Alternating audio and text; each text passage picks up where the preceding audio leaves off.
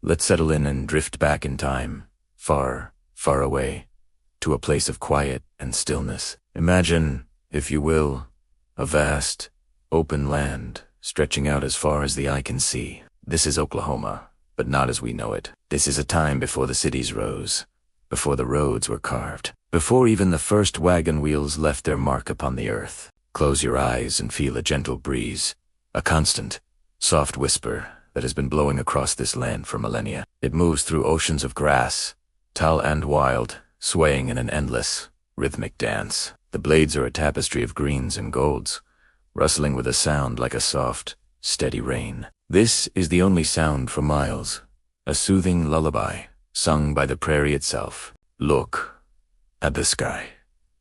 It is immense, a brilliant, clear blue dome that seems to go on forever. There are no buildings to block the view, no haze to dim the light. A few fluffy, white clouds drift lazily by, like ships on a calm sea, their slow journey across the heavens marking the gentle passage of time. The sun warms your skin, a comforting, golden presence that bathes the entire landscape in a soft, peaceful glow. The horizon is a clean, unbroken line where the earth meets the sky. There are no fences, no towers, just the gentle curve of the land itself. In the distance, you might see a small herd of bison, their dark shapes moving slowly and deliberately through the tall grass. They are a part of this landscape, as natural as the wind and the sun, their presence adding to the feeling of ancient, untouched peace. There are no clocks here, no schedules to keep. The only rhythm is the natural one, the slow rise and fall of the sun, the shifting of the seasons. The day begins with a soft, pastel dawn that paints the eastern sky in shades of pink and orange. The world awakens slowly, peacefully. Birds begin to sing their morning songs from hidden nests within the grass, their melodies clear and sweet in the clean air. As the day progresses, the sun climbs higher, casting long, shifting shadows across the plains. The air hums with the quiet life of the prairie. Insects buzz softly among the wildflowers that pepper the landscape with vibrant dots of color: purple, yellow, and white. A hawk circles high overhead, its keen eyes scanning the ground below, its movements graceful and Everything here moves with a purpose, a natural flow that is both powerful and serene. Feel the ground beneath you. It is solid, ancient earth, rich with the history of ages. You can almost feel the deep, quiet pulse of the planet itself, a steady beat that underlies all the surface activity. This land has been here, just like this, for countless generations, witnessing the slow turn of centuries in patient silence. It holds stories we can only imagine, tales of seasons and stars, of life and stillness. As evening approaches, the light begins to soften once more. The sun dips toward the western horizon, and the sky explodes in a breathtaking display of color. Fiery oranges, deep reds, and soft purples blend together, creating a masterpiece that changes with every passing moment. The shadows lengthen, stretching out like long, dark fingers across the cooling earth. The wind, which has been a constant companion all day, begins to quiet down, its whisper becoming even softer. The transition to night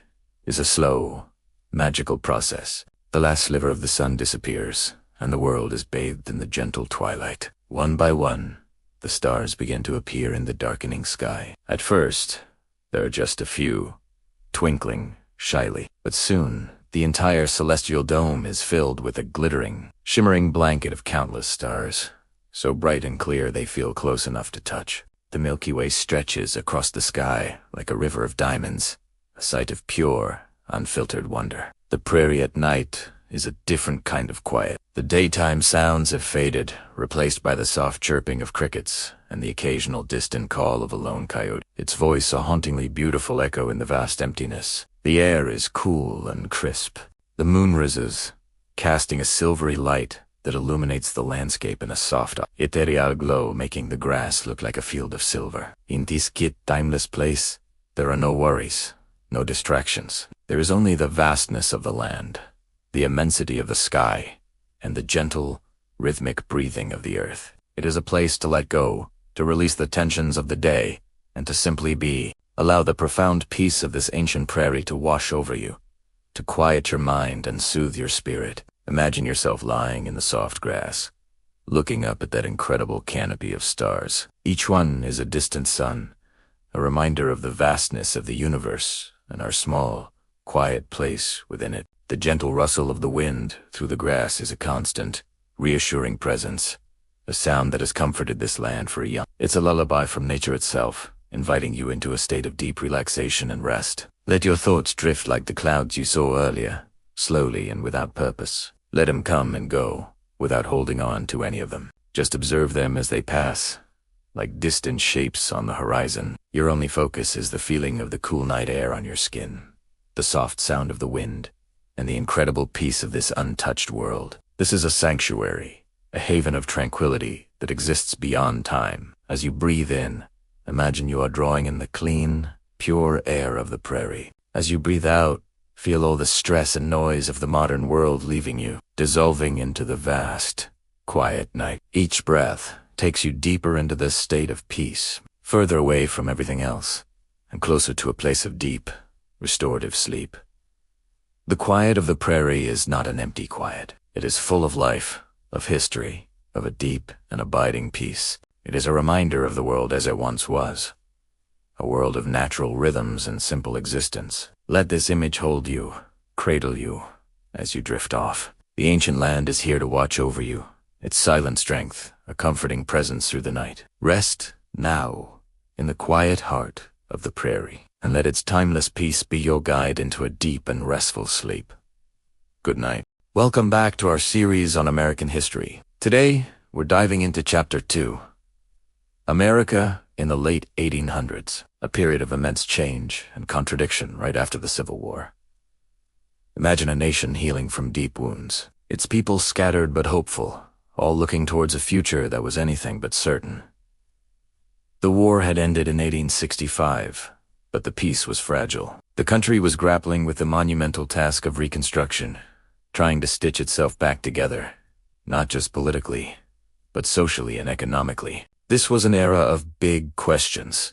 What did it mean to be an American now? How would the newly freed African Americans be integrated into society? And where would the country go from here? The air was thick with both promise and tension, a mix of relief that the fighting was over and anxiety about the road ahead. This period, often called the Gilded Age, was shiny on the surface but had a lot of turmoil simmering just beneath. So, let's paint a picture of the United States in the late 19th century. One of the most dramatic changes was a massive population boom. Between 1870 and 1900, the U.S. population nearly doubled, jumping from about 40 million to over 76 million people. Where did all these people come from? Well, a lot of it was natural increase, but a huge driver was immigration. Millions of people from Europe and Asia looked at America as a land of opportunity, a place to escape poverty, political unrest, and persecution back home. They poured into cities like New York, Chicago, and San Francisco, creating a vibrant, multicultural, but also overcrowded and often chaotic urban landscape. At the same time, this population explosion fueled a powerful idea: manifest destiny. The belief that Americans were destined to expand across the North American continent was stronger than ever. The West was seen as this vast, empty canvas, waiting to be filled. People heard stories of wide open spaces, fertile land, and the chance to build a new life from scratch. It was a powerful dream that pulled people from the crowded cities of the East, and even from overseas. This westward dream was more than just an adventure. For many, it was a desperate necessity. The late 1800s were marked by severe economic hardship. The country went through several economic depressions, most notably the Panic of 1873 and the Panic of 1893. These financial crises led to widespread unemployment, business failures, and tough times for ordinary families. In the industrial cities of the East, factory jobs were often low-paying and dangerous. Workers toiled for long hours in brutal conditions with little to no job security. When a factory closed down, a whole family could be left with nothing overnight. For farmers, things weren't much better. Many were trapped in a cycle of debt, facing falling crop prices and high railroad rates to transport their goods. The dream of a comfortable life seemed to be slipping away from many. So, when they looked west, they didn't just see empty land. They saw a lifeline. It was a chance to escape the wage labor of the factories or the crushing debt of the farm. The West represented a shot at independence, a place where you could be your own boss and build something that was truly yours. This brings us to a crucial point. Why land was so important in post-Civil War America. In a world with no social safety nets, no unemployment benefits, no welfare, land was everything. Owning land meant you could feed your family. You could grow your own food, raise livestock, and have a roof over your head that no one could take away from you at least.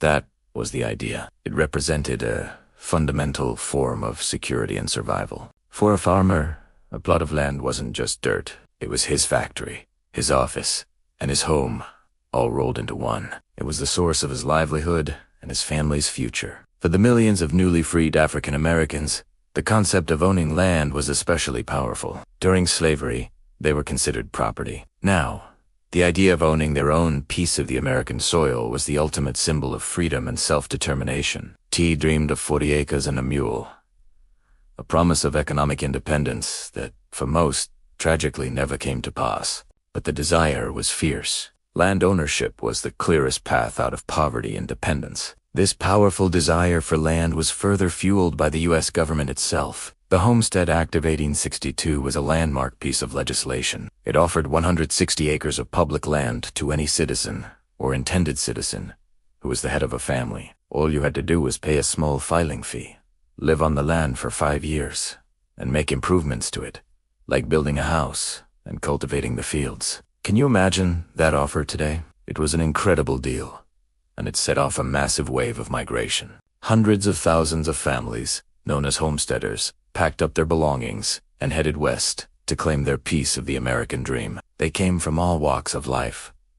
Struggling farmers from the east, disillusioned city dwellers, Civil War veterans from both the Union and the Confederacy, and immigrants who had just arrived in the country. They loaded up covered wagons with everything they owned and embarked on a long, often perilous journey into the unknown. They were pioneers in the truest sense of the word, venturing into a land that was both promising and unforgiving. But the story isn't as simple as the government giving away free land. We have to remember that this land wasn't empty. It was the ancestral home of numerous Native American tribes who had lived there for centuries. The westward expansion of American settlers was, from the Native American perspective, an invasion. The government's policy of encouraging settlement led directly to a series of violent conflicts, often called the Indian Wars. Tribes like the Sioux, Cheyenne, Apache, and Comanche fought fiercely to protect their lands and their way of life. They saw the buffalo, their primary source of food, clothing, and shelter, being slaughtered by the millions to make way for railroads and cattle ranches. They saw their sacred lands being carved up and given away to strangers. The clash between these two cultures, one based on communal land use and a nomadic lifestyle, the other on private property and settled agriculture, was inevitable and tragic. The story of westward expansion is a dual narrative of hope and opportunity for the settlers, but also of displacement, loss, and profound injustice for the indigenous peoples of the plains. So, as settlers poured into the West, what kind of life did they find? It was anything but easy. The Great Plains, often called the Great American Desert, was a harsh environment. The climate was extreme, with scorching summers, bitter winters, and very little rainfall. The land was often treeless, which meant there was no wood for building houses or for fuel. Homesteaders had to be incredibly resourceful. They built their first homes, called sodis, out of chunks of prairie sod, basically bricks of earth and grass. These houses were dark, damp, and often infested with insects and snakes, but they provided shelter from the elements.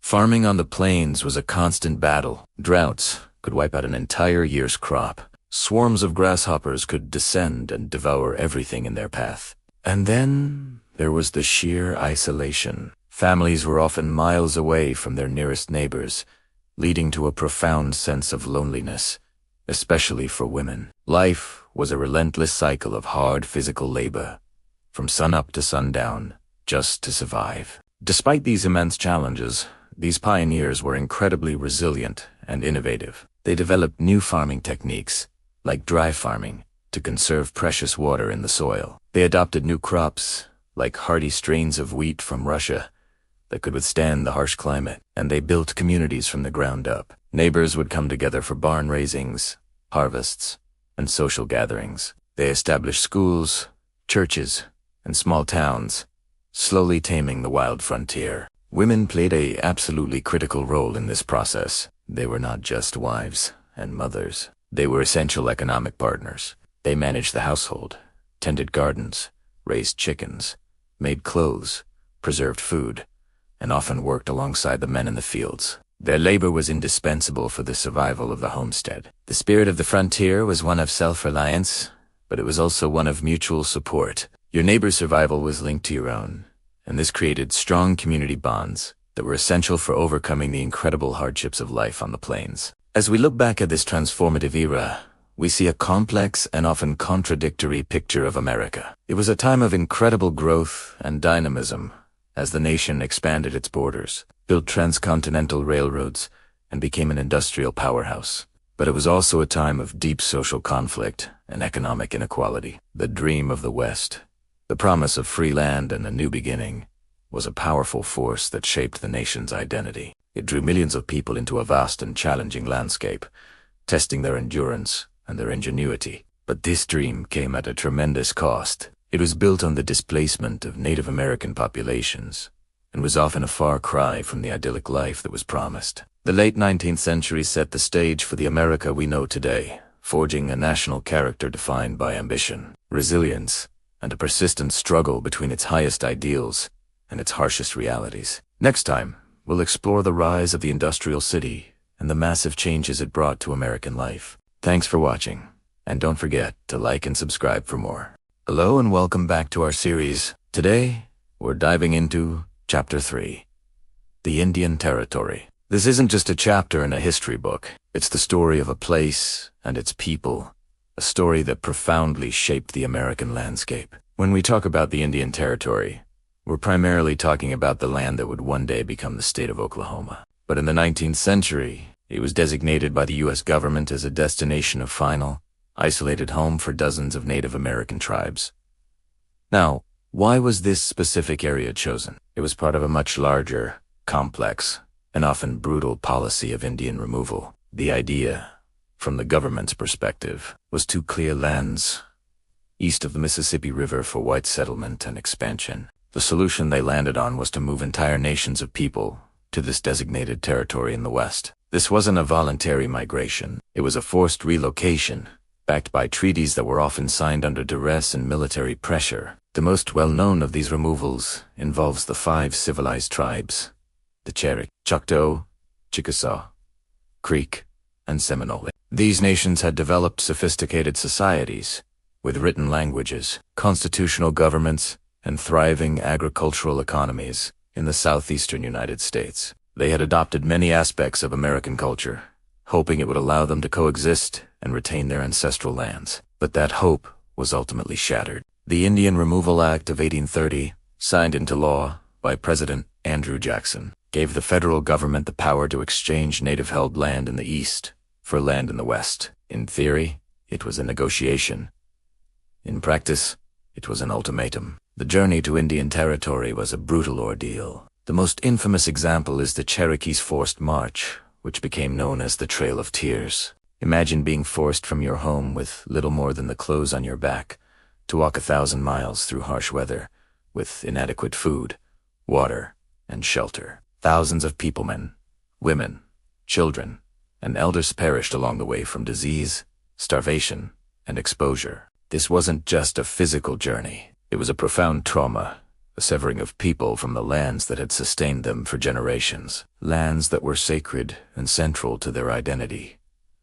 And the Cherokee were not alone. Each of the 5 tribes, and many others, has its own story of removal, its own trail of tears. Upon arrival, the challenges were immense. The land was unfamiliar, the climate different. They had to rebuild their entire societies from scratch: new homes, new farms, new governments, all while grieving the immense loss of life and homeland.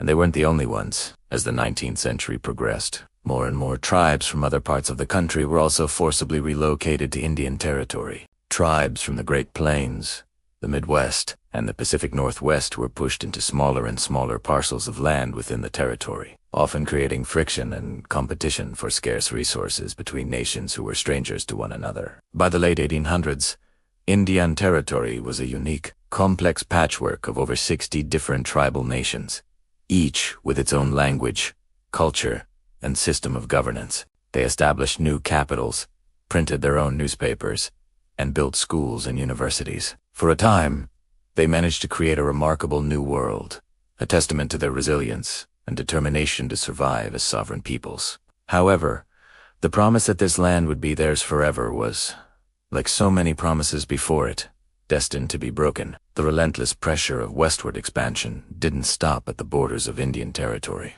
Settlers, railroad companies, and corporate interests saw the land as a valuable resource to be exploited. They called it unsettled land, completely ignoring the vibrant nations that lived there. The government began a new policy of assimilation, aimed at breaking up tribal governments and communal land ownership. The Dawes Act of 1887 was a key instrument in this process. It divided the communal tribal lands into individual allotments, which were given to individual Native Americans. The idea was to turn them into American-style family farmers. But the real consequence was the erosion of tribal sovereignty and the massive loss of land. Any land left over after the allotments were made was declared surplus and opened up to no native settlement. This led to the famous land runs, where tens of thousands of white settlers rushed in to claim a piece of what was once promised as a permanent Indian homeland. The first and most famous was the Land Run of 1889, which opened the unassigned lands right in the heart of Indian Territory. In a single day, towns like Oklahoma City and Guthrie sprang up from nothing. This process continued, slice by slice, until the very concept of Indian Territory was dismantled. The final step was the Oklahoma Enabling Act, which combined Indian Territory and Oklahoma Territory into a single entity. In 1907, Oklahoma officially became the 46th state, and the dream of an independent Indian homeland was extinguished. The creation of the state of Oklahoma marked the end of one chapter and the beginning of another, one where native nations had to fight for their survival and sovereignty within the framework of a U.S. state. The story of Indian Territory is a difficult but essential part of American history. It's a story of forced displacement and broken promises, but it is also, and perhaps more importantly, a story of incredible human resilience, adaptation, and the enduring spirit of the people who were sent there. The cultures and nations that were forged in the fire of this experience did not vanish. They survived, and today, Oklahoma is home to 39 federally recognized tribal nations, each with a rich heritage and a vibrant, living culture that continues to shape the identity of the state and the nation. Understanding this history is not about assigning blame. It's about acknowledging the full, complex truth of our shared past. It reminds us of the profound human cost of expansion and the importance of honoring the treaties and sovereignty of native nations. The legacy of Indian Territory is all around us, in the names of our towns and rivers, in the art and culture of the region, and most importantly, in the people whose ancestors walked those trails of tears and rebuilt their world against all odds. Thank you for joining us for this chapter. As we move forward, we'll continue to explore the stories that have shaped our world. If you found this video informative, please give it a like and subscribe to the channel for more content. We'll see you in the next one. In our last chapter, we explored the complex and often fraught first encounters between Native American nations and the newcomers from Europe. Today, we delve into a darker, more painful period, a time of treaties made and treaties broken. This is the story of broken promises. Imagine signing a contract, a solemn agreement that guarantees your home, your land, and your way of life for all future generations. This was the spirit in which many Native American leaders approached the treaty-making process with the United States government. These weren't simple land sales. They were nation-to-nation agreements, diplomatic documents meant to establish lasting peace and define boundaries. In the early days, treaties often recognized the sovereignty of native nations and laid out, in black and white, the territories that would remain theirs forever. For a fleeting moment, it seemed like a path to coexistence was possible. Leaders like Red Cloud of the Lakota and Chief Joseph of the Nez Perce negotiated with the hope of securing a future for their people. Believing in the power and sanctity of the written word, they trusted that the promises made by the Great Father in Washington would be honored. But the ink on these treaties was barely dry before the ground began to shift beneath their feet. A powerful, relentless force was sweeping across the continent. Manifest destiny. This was the belief that the United States was divinely ordained to expand from coast to coast, and in the path of this expansion stood the very lands guaranteed to native peoples. The pressure was immense and came from all sides. Land-hungry settlers, dreaming of homesteads and new beginnings, pushed westward, often ignoring treaty boundaries completely. They saw the vast, open plains not as ancestral homelands, but as empty wilderness waiting to be tamed and cultivated. Their cries for more land grew louder and more insistent, echoing in the halls of Congress. These settlers weren't just a few scattered families. They were a flood of humanity, and the U.S. government, rather than enforcing its own treaties, often looked the other way or actively encouraged their westward migration. Adding fuel to the fire was the iron horse. The railroad was the engine of 19th century America, a symbol of progress and industrial might. Railroad companies, backed by powerful investors and government subsidies, were in a race to connect the country, but their tracks cut directly through sovereign native territories, the very heart of the lands promised in the treaties. To the railroad barons, these lands weren't sacred. They were obstacles. They lobbied politicians relentlessly, arguing that the railroad was essential for national security and economic growth. Huge swaths of land were granted to these companies to encourage construction, land that had been solemnly promised to tribes like the Cheyenne, Arapaho, and Lakota. The bisecting of the buffalo herd's migration routes was just one of the devastating consequences, striking at the very core of Plains Indian culture and survival. The treaties, once seen as shields, were proving to be as fragile as paper against the combined force of settlement and industry. This created a tragic and predictable cycle. Settlers would encroach on native land. Conflict would inevitably arise. The U.S. military would then be called in, not to uphold the treaty and evict the trespassers, but to protect the settlers. This would often lead to violent clashes and wars, which were then used as a pretext by the government to demand new treaties. Each new treaty chipped away more land, pushing tribes onto smaller and smaller reservations. It was a slow, suffocating erosion of their rights and their world. The government would claim that the original treaties were no longer practical, that the Indians weren't using the land properly, or that a new arrangement was necessary for the sake of peace. Peace that was only ever broken by the relentless pressure of American expansion. This process was legalized and institutionalized, turning solemn promises into tools of dispossession. Let's look at a specific, heartbreaking example. The Treaty of Fort Laramie, the first treaty, signed in 1851, established vast territories for the Lakota and other Plains tribes. But when gold was discovered in the region, all bets were off. Prospectors flooded the area, ignoring the treaty entirely. This led to Red Cloud's War, a rare instance where native warriors successfully fought the U.S. Army to a standstill. The result was a second Treaty of Fort Laramie in 1868. This treaty was a major victory for the Lakota. It guaranteed them the Black Hills Pahasapa, their most sacred land, the heart of their world forever. The treaty explicitly stated that no white person could enter this territory without the tribe's consent. Forever turned out to be less than a decade. In 1874, an expedition led by Lieutenant Colonel George Armstrong Custer confirmed rumors of gold in the Black Hills. The promise was shattered. A frantic gold rush began, and the U.S. government, rather than honoring its own signature, tried to buy the Black Hills. When the Lakota, led by figures like Sitting Bull and Crazy Horse, refused to sell their sacred land, the government declared them hostile for not relocating to the reservation. This set the stage for the Great Sioux War of 1876 and the infamous Battle of the Little Bighorn. Even though Custer's forces were defeated, the ultimate outcome was the seizure of the Black Hills. The promise, written in plain English and signed by representatives of the United States, was broken. This story was repeated across the country, from the forced removal of the Cherokee on the Trail of Tears, despite treaties and a Supreme Court ruling in their favor, to the plight of the Nez Perce, who were hunted for hundreds of miles as they tried to flee to Canada, to escape being forced onto a tiny reservation. The consequences of these broken promises are not just relics of history. They are deeply felt today. The loss of land meant the loss of resources, the loss of economic self-sufficiency, and the loss of a connection to cultural and spiritual traditions that were tied to specific places. The reservation system, a direct result of this land seizure, often concentrated tribes on the least desirable lands, creating cycles of poverty and dependence that persist to this day. The legal battles over these broken treaties continue. In 1980, the Supreme Court ruled that the seizure of the Black Hills was illegal and awarded the Sioux Nation over $100 million in compensation. The tribe has refused the money, which has now grown to over $1 billion. For them, it has never been about the money.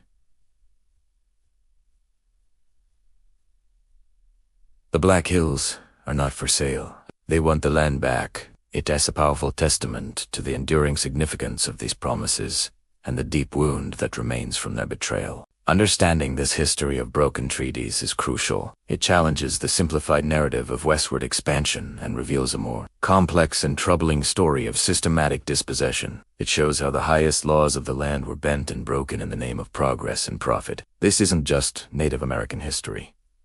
It's American history. It's a story that forces us to confront difficult questions about justice, honor, and the very foundation upon which the modern United States was built. The echoes of these broken promises still reverberate, shaping contemporary issues of land rights, sovereignty, and the ongoing struggle for justice for Native peoples. Next time, we will explore the policies of assimilation and the cultural warfare waged against Native Americans. As the government shifted its strategy from taking the land to taking the Indian out of the man, it's a vital part of this story that you won't want to miss. Thanks for watching. If you found this video informative, please give it a like and subscribe to our channel for more deep dives into history. We'll see you in the next chapter. Welcome back to our journey through American history. Today, we're diving into Chapter 5, The Unassigned Lands.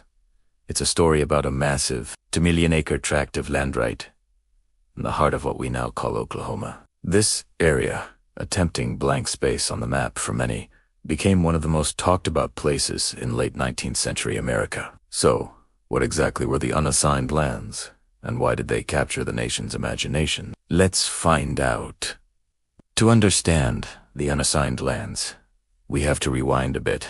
Following the Civil War, the United States government forced new treaties upon the 5 tribes: the Cherokee, Chickasaw, Choctaw, Creek, and Seminole nations. These tribes had allied with the Confederacy, and as a result, they were compelled to cede vast portions of their western lands as a penalty. The government's plan was to use this ceded land to relocate other Native American tribes from places like Kansas and Nebraska, continuing its policy of moving tribes into Indian territory. So, a significant portion of this land was set aside for that purpose. The government successfully relocated several tribes, such as the Cheyenne, Arapaho, Wichita, and others, onto these newly established reservations. However, right in the middle of all this, there was a huge chunk of land that remained, well, unassigned.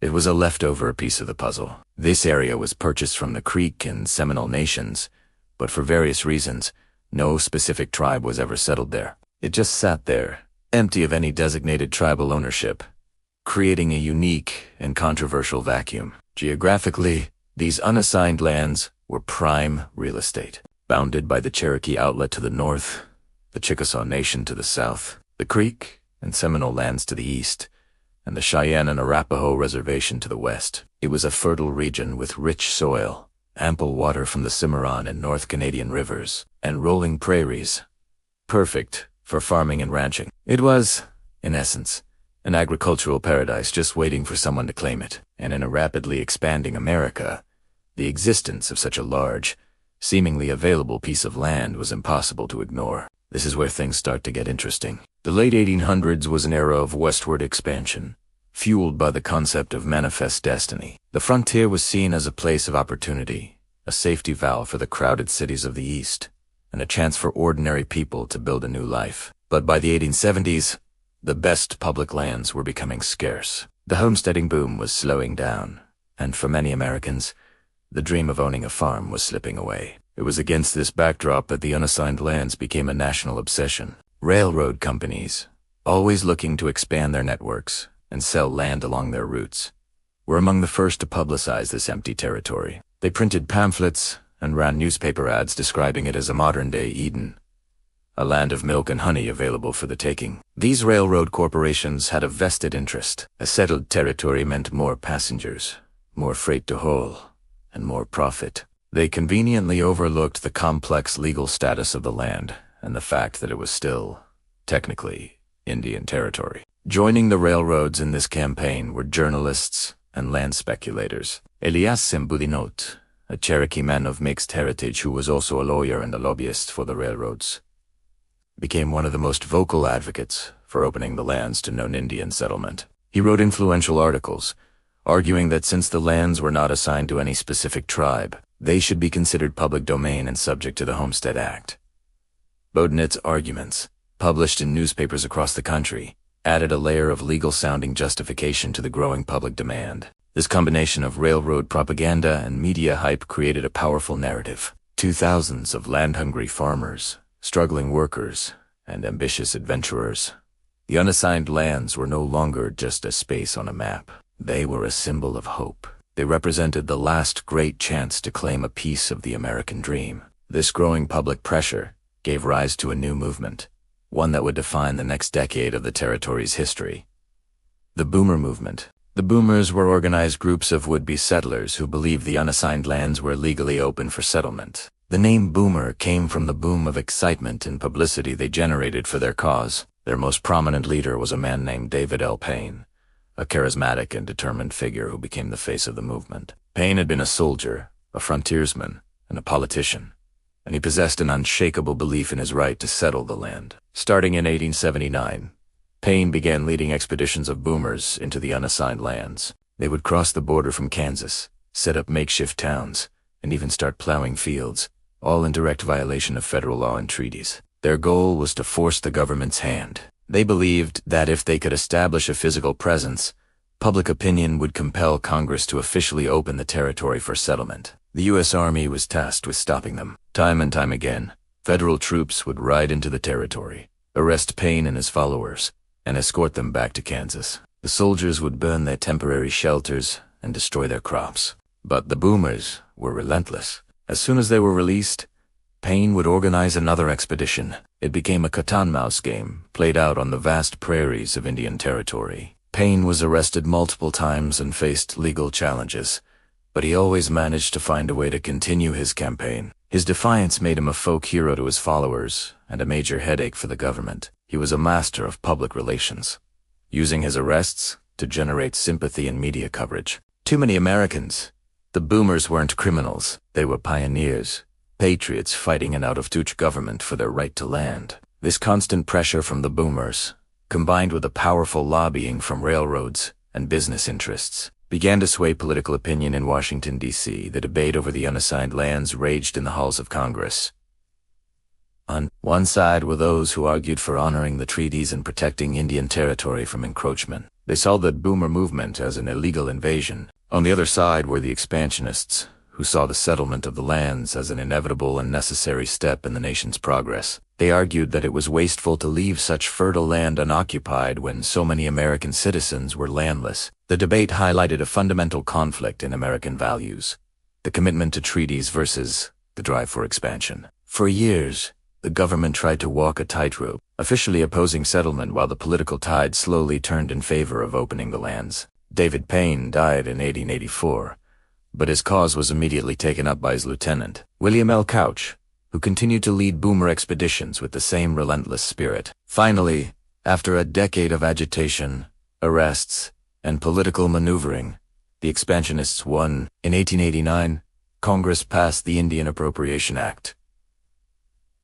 Tucked into this massive spending bill was a crucial amendment, sponsored by Illinois Representative William Springer. The Springer Amendment authorized the president to open the unassigned lands for settlement under the provisions of the Homestead Act. The long and bitter fight was over. The government had officially caved to the pressure. The stage was now set for one of the most dramatic and iconic events in American history: the Land Run of 1889. President Benjamin Harrison declared that the unassigned lands would be opened at noon on April 22, 1889.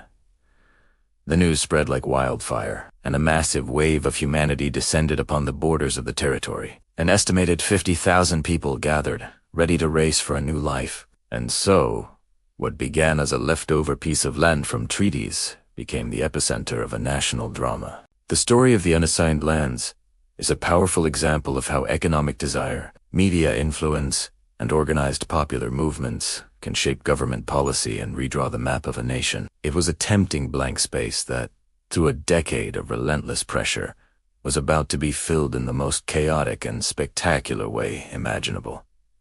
Thank you for watching. In our next chapter, we all'll witness the thunder of hooves and the roar of the crowd as we explored the land run of 1889 itself. A single day that changed Oklahoma forever. If you found this interesting, please hit that like button, subscribe to the channel, and ring the bell so you don't miss what happens next. See you in the next video. Welcome, bike history buffs, to our ongoing series exploring the American West. Today, we're diving into Chapter 6, a pivotal moment that reshaped the nation's landscape and the lives of millions, the Homestead Act of 1862. If you've ever wondered how vast stretches of the American frontier were settled so rapidly, this single piece of legislation is a huge part of the answer. It's a story of opportunity, struggle, and the powerful allure of free land. So, what exactly was the Homestead Act? Signed into law by President Abraham Lincoln on May 20th, 1862, right in the middle of the Civil War.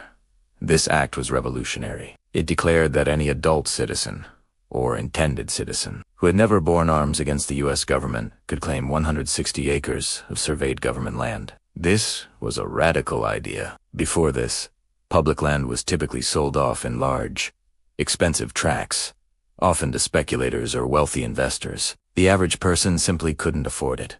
The Homestead Act turned that entire system on its head. It wasn't about selling land to the highest bidder. It was about giving it away to those willing to work it. The conditions were straightforward, at least on paper. To gain full ownership, or prove up as they called it a settler, had to meet a few requirements. First, they had to file their claim at the nearest land office and pay a small filing fee. Then, they had to live on the land for 5 consecutive years.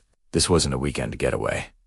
This was a full-time commitment. They also had to build a home on the property. Now, the law was a bit vague on what constituted a home. Some settlers built sturdy log cabins, while others, especially on the treeless prairies, dug sod houses out of the earth itself. The smallest, most minimal structures, sometimes no bigger than a large closet, were often built just to satisfy the letter of the law. Finally, and most importantly, they had to cultivate the land. They had to show they were making improvements, which usually meant plowing fields, planting crops, and turning the wild frontier into a productive farm. After 5 years of successfully meeting these conditions, the settler could file for the deed to their property, officially known as a patent.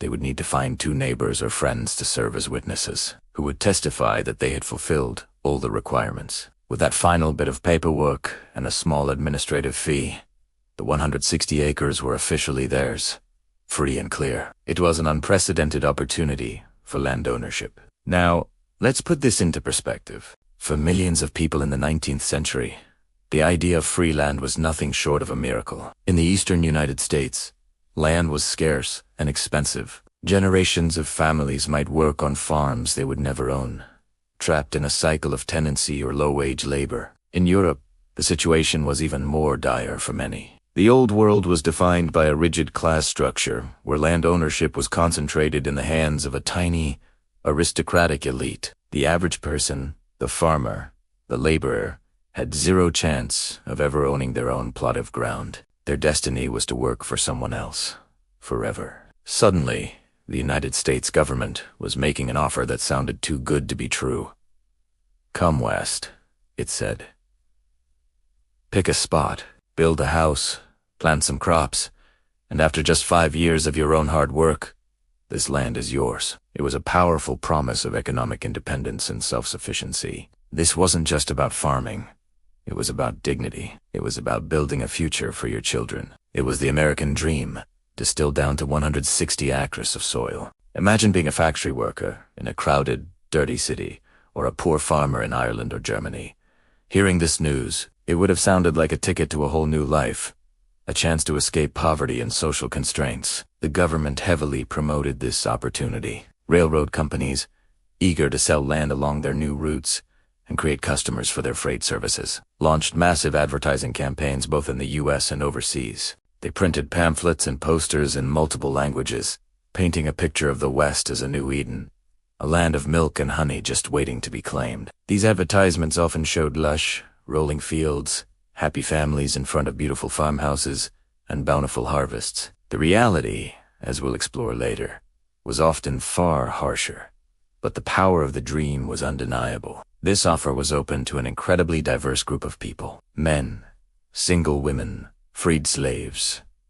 After the Civil War, and immigrants from all over the world saw the Homestead Act as their chance. For African Americans, escaping the oppressive sharecropping system of the post-Reconstruction South, the West offered a chance at true freedom and economic autonomy. Communities like Nicodemus, Kansas, were founded by black homesteaders seeking to build new lives on their own terms. For women, who at the time had very few legal or economic rights, the ability to claim land in their own name was revolutionary. A single woman, a widow, or a deserted wife could become an independent landowner, a status that was almost unthinkable anywhere else. The Homestead Act essentially triggered one of the largest migrations in American history. Between 1862 and the official end of the program in 1976, it lasted that long. Over 1.6 million homesteads were successfully claimed. That's about 270 million acres of land, or roughly 10% of the entire area of the United States, transferred from public to private ownership. It's a staggering figure that speaks to the immense impact of this single law. States like Nebraska,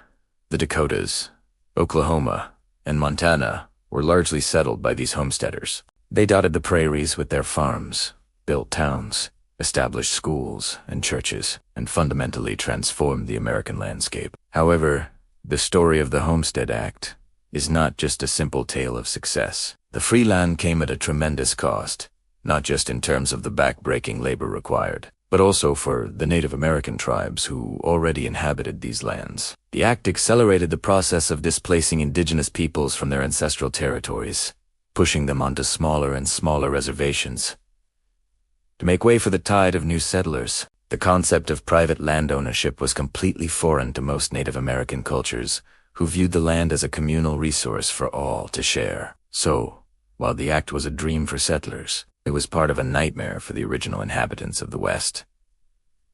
Furthermore, life for the homesteaders was incredibly difficult. The Garden of the West promised in advertisements often turned out to be a harsh, unforgiving environment. On the Great Plains, settlers faced extreme weather, from scorching summers and bitter winters to terrifying tornadoes and blizzards. They battled swarms of grasshoppers that could devour an entire year's crop in a single afternoon. Water was often scarce, and the tough prairie sod was notoriously difficult to plow, earning the name sod boosters for those who tried.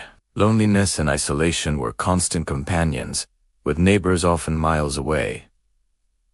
The reality was that many homesteaders failed. Historians estimate that more than half of all claims were ultimately abandoned before the 5-year mark was met. The dream was powerful, but the reality was brutal. Despite these immense challenges, the Homestead Act remains a cornerstone of the American West's identity. It embodied the national ideals of individualism, hard work, and the belief that anyone, regardless of their background, could achieve success through their own efforts. It democratized land ownership on a scale never seen before and fueled the nation's westward expansion. The act fundamentally shaped America's demographic, economic, and physical landscape. The grid-like pattern of roads and fields you can still see today when you fly over the Midwest is a direct legacy of the way this homestead land was surveyed and divided. In our next chapter, we'll take a closer look at the daily lives of these homesteads. What was it really like to build a sod house, to face a prairie fire, or to raise a family in such an isolated environment? We'll explore the tools they used, the food they ate, and the communities they built from scratch. The Homestead Act set the stage, but the true story is in the lives of the people who answered its call. Thank you so much for joining me for this chapter. If you're enjoying this journey through American history, make sure to hit that like button and subscribe so you don't miss our next installment. We've got so much more to explore together. See you next time. Welcome back to our series, everyone. Today, in Chapter 7, we're diving deep into a period of insatiable hunger, but not for food, It was a hunger for land. Picture this.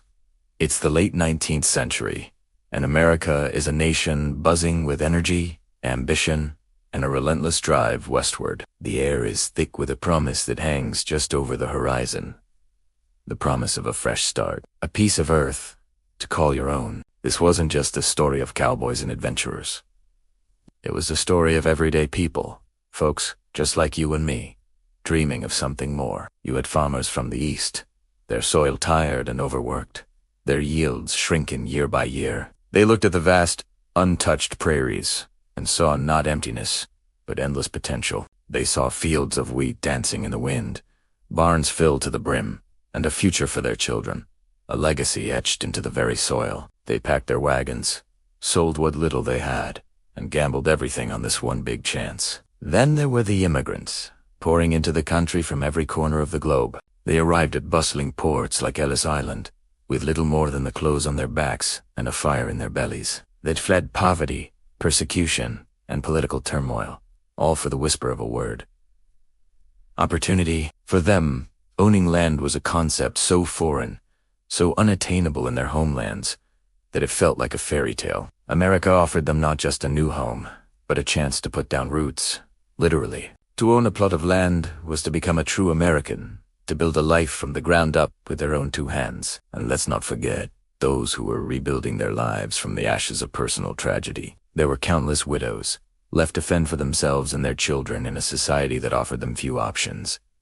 The Homestead Act was a beacon of hope. It didn't discriminate based on gender. A woman could claim land, work it, and secure a future for her family on her own terms. It was an unprecedented level of independence, a chance to prove their resilience and strength against all odds. Imagine the courage it took for a single woman to venture into the untamed wilderness, driven by the fierce love for her children and the desire for a life of dignity. Alongside them were the soldiers, men who had seen the nation torn apart and put back together, veterans of the Civil War, from both the North and the South, sought peace and a new purpose. They had fought for the country, and now they wanted to help build it. The prairie offered a quiet solitude, a stark contrast to the chaos of the battlefield. It was a place to heal, to work the land instead of fighting over it, and to find a sense of belonging in the nation they had served. They were looking for a different kind of freedom, one found in the open sky and the rhythm of the seasons. So you have this incredible mix of people, this melting pot of dreamers, all converging on the frontier. Farmers with dirt under their fingernails, immigrants with hope in their hearts, widows with unyielding determination, and soldiers searching for peace. They were all drawn by the same magnetic pull, the lure of open land. And how did they hear about this promised land? The word spread like wildfire, carried on the pages of newspapers and the breath of whispers. Editors in the East, eager to sell papers and promote westward expansion, printed sensational stories. They painted pictures of a veritable Eden, a land of milk and honey where the soil was so rich you could practically just drop a seed and watch it grow. These weren't just news articles. They were advertisements for a new life. They described lush river valleys, endless acres of fertile soil, and a climate perfect for farming. Of course, they often conveniently left out the harsh realities. The brutal winters, the sweltering summers, the plagues of locusts, and the backbreaking labor. But people wanted to believe. Rumors swirled in general stores, in taverns, and over backyard fences. A letter from a cousin who had made it out west would be passed around an entire village, each reader dreaming it could be them. Stories, embellished with each retelling, spoke of instant wealth and giant vegetables, of a land where hard work was always rewarded. This constant stream of information, part fact and part fiction, created a powerful narrative. It fueled a collective desire, a national obsession. The West wasn't just a place on a map. It was an idea, a symbol of everything America stood for. Opportunity, rebirth, and the pursuit of happiness. As the day of a land run approached, a strange and palpable energy would settle over the frontier towns. It was a quiet anticipation, a holding of breath. Thousands of people would gather along a designated starting line, their wagons, horses, and carts, creating a traffic jam in the middle of nowhere. You could feel the tension in the air. You'd see the nervous glances exchanged between strangers, each one sizing up the competition. A farmer would check his horse's harness for the 10th time. A mother would hold her child a little tighter. A young man would stare out at the horizon, his entire future lying somewhere in that sea of grass. It was a silent, collective prayer. Everyone there had sacrificed something to be at that line. They had left behind homes, families, and the only lives they had ever known. They were all equals at that moment, stripped down to their most basic ambition. The air would be still, the only sound the occasional snort of a horse or the creak of a wagon wheel. The silence was heavy with the weight of thousands of hopes and dreams, all balanced on a single moment in time. They were waiting for the crack of a pistol, a signal that would unleash a human tidal wave upon the land. A chaotic, desperate race for a new beginning. This wasn't just a historical event. It was a profoundly human story. It was about the things that drive all of us. The need for a home, the desire to provide for our loved ones, and the unshakable belief that a better life is possible if we're just brave enough to go and claim it. The land rush was a test of endurance, of spirit, and of the powerful, land-hungry heart of America. Thanks for watching. If you're finding this journey into the past as fascinating as I am, make sure to hit that subscribe button so you don't miss our next chapter. We'll see you then. Welcome back to our series on American history. Today, we're diving into Chapter 8, Boomers and Sooners, a fascinating and often misunderstood part of the westward expansion. This story unfolds in the heart of what was then known as Indian Territory, specifically the unassigned lands at Tumilianica, stretched right in the middle of modern-day Oklahoma. After the Civil War, this land was technically unassigned to any specific tribe, though it was surrounded by tribal nations. To a growing number of land-hungry Americans, this looked like a golden opportunity, and that's where our first group, the Boomers, comes into the picture. The Boomers were a movement, a loud and persistent voice calling for the government to open these unassigned lands for settlement. The name itself comes from the boom of publicity they generated. They were lobbyists, writers, and would-be settlers who argued that this land was public domain and should be available for homesteading under the Homestead Act of 1862. The most famous boomer was a man named David L. Payne. He was a charismatic leader, often called the Prince of the Boomers. Starting in 1879, Payne led several expeditions of colonists into the unassigned lands. Fully aware that they were breaking the law, federal troops would repeatedly arrest him and his followers, escort them back to Kansas, and then release them. But Payne was relentless. Each time he was kicked out, he'd just organize another group and go right back in. He saw it as a form of civil disobedience. His argument was simple. The land wasn't being used, and American citizens had a right to it. Payne and his Boomers published newspapers, held rallies, and petitioned Congress. They painted a picture of a promised land, a fertile paradise, just waiting for the plow. This relentless campaign put immense pressure on the federal government. For years, the government resisted, trying to honor its treaties with the surrounding Native American tribes who used the area for hunting. But the Boomer movement just kept growing stronger, gaining more and more public support. After Payne's death, his associate William L. Couch took over, continuing the fight with the same fiery determination. Eventually, the constant pressure worked. Congress buckled. A key amendment was attached to the Indian Appropriations Act of 1889, which authorized the president to open the unassigned lands for settlement. President Benjamin Harrison set the date. High noon on April 22, 1889. The Great Oklahoma Land Run was on. This was the moment the Boomers had been fighting for. A massive, unprecedented race for free land. Tens of thousands of people, the Huffle Boomers, gathered along the borders of the unassigned lands. They came in wagons, on horseback, on trains, and even on foot. They were families dreaming of a new life, farmers seeking fertile soil, and speculators hoping to strike it rich. Tailing Ed up, waiting for the sound of a pistol shot or a cannon blast that would signal the start of the race. The tension in the air must have been incredible. Imagine looking out over a sea of people, all staring at the same horizon, all waiting for the signal to charge forward and claim their piece of the American dream. But here's where the story gets complicated and where our second group, the Sooners, enters the scene. Not everyone was willing to wait for the legal starting gun. The Sooners were the cheaters. They were individuals who illegally snuck into the territory before the official start time. They would hide out in creek beds, dense thickets, or wooded areas, waiting. Why would they do this? The advantage was enormous. While the law-abiding settlers, the Boomers, had to race across miles of open prairie.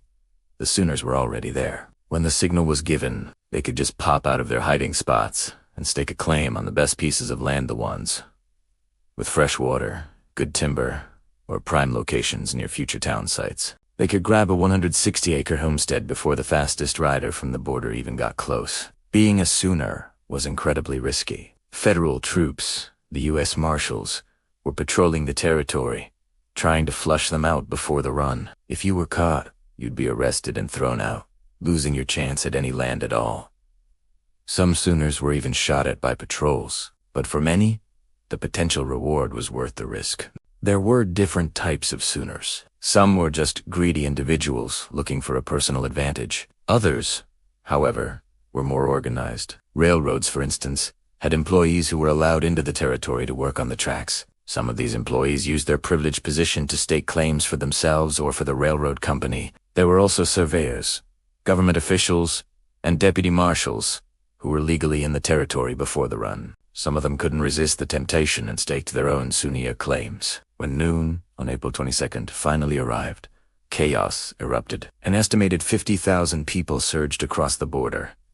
It was a mad dash, but as the legitimate settlers raced in, many were shocked and infuriated to find that the best spots were already taken. They'd see a flag or a stake already in the ground, with a smug Sooner standing guard. You can imagine the conflicts that followed. Arguments, fistfights, and even gunfights broke out over disputed claims. A law-abiding boomer who had raced 4 miles would arrive at a prime location, only to find a Sooner who had been hiding in the bushes for days. The boomer would accuse the Sooner of cheating, and the Sooner would often lie, claiming they had made a record-breaking ride from the border. It was incredibly difficult to prove who was telling the truth. These disputes flooded the newly established land offices. 4 years afterward, courts were clogged with cases trying to sort out who had a legitimate claim and who was a Sooner. In many cases, the Sooners got away with it and kept their illegally gotten land. This brings us to the moral gray area of this chapter in history.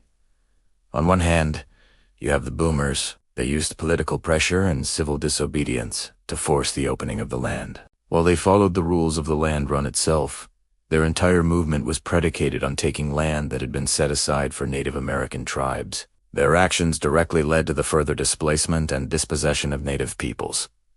Then you have the Sooners. They cheated their fellow settlers, breaking the rules of the game for personal gain. They represented a kind of lawlessness and opportunism. Yet, in a strange twist of fate, the name Sooner has been embraced by the state of Oklahoma. The University of Oklahoma's mascot is the Sooners, and Oklahoma is nicknamed the Sooner State. It's become a symbol of an enterprising go-getter.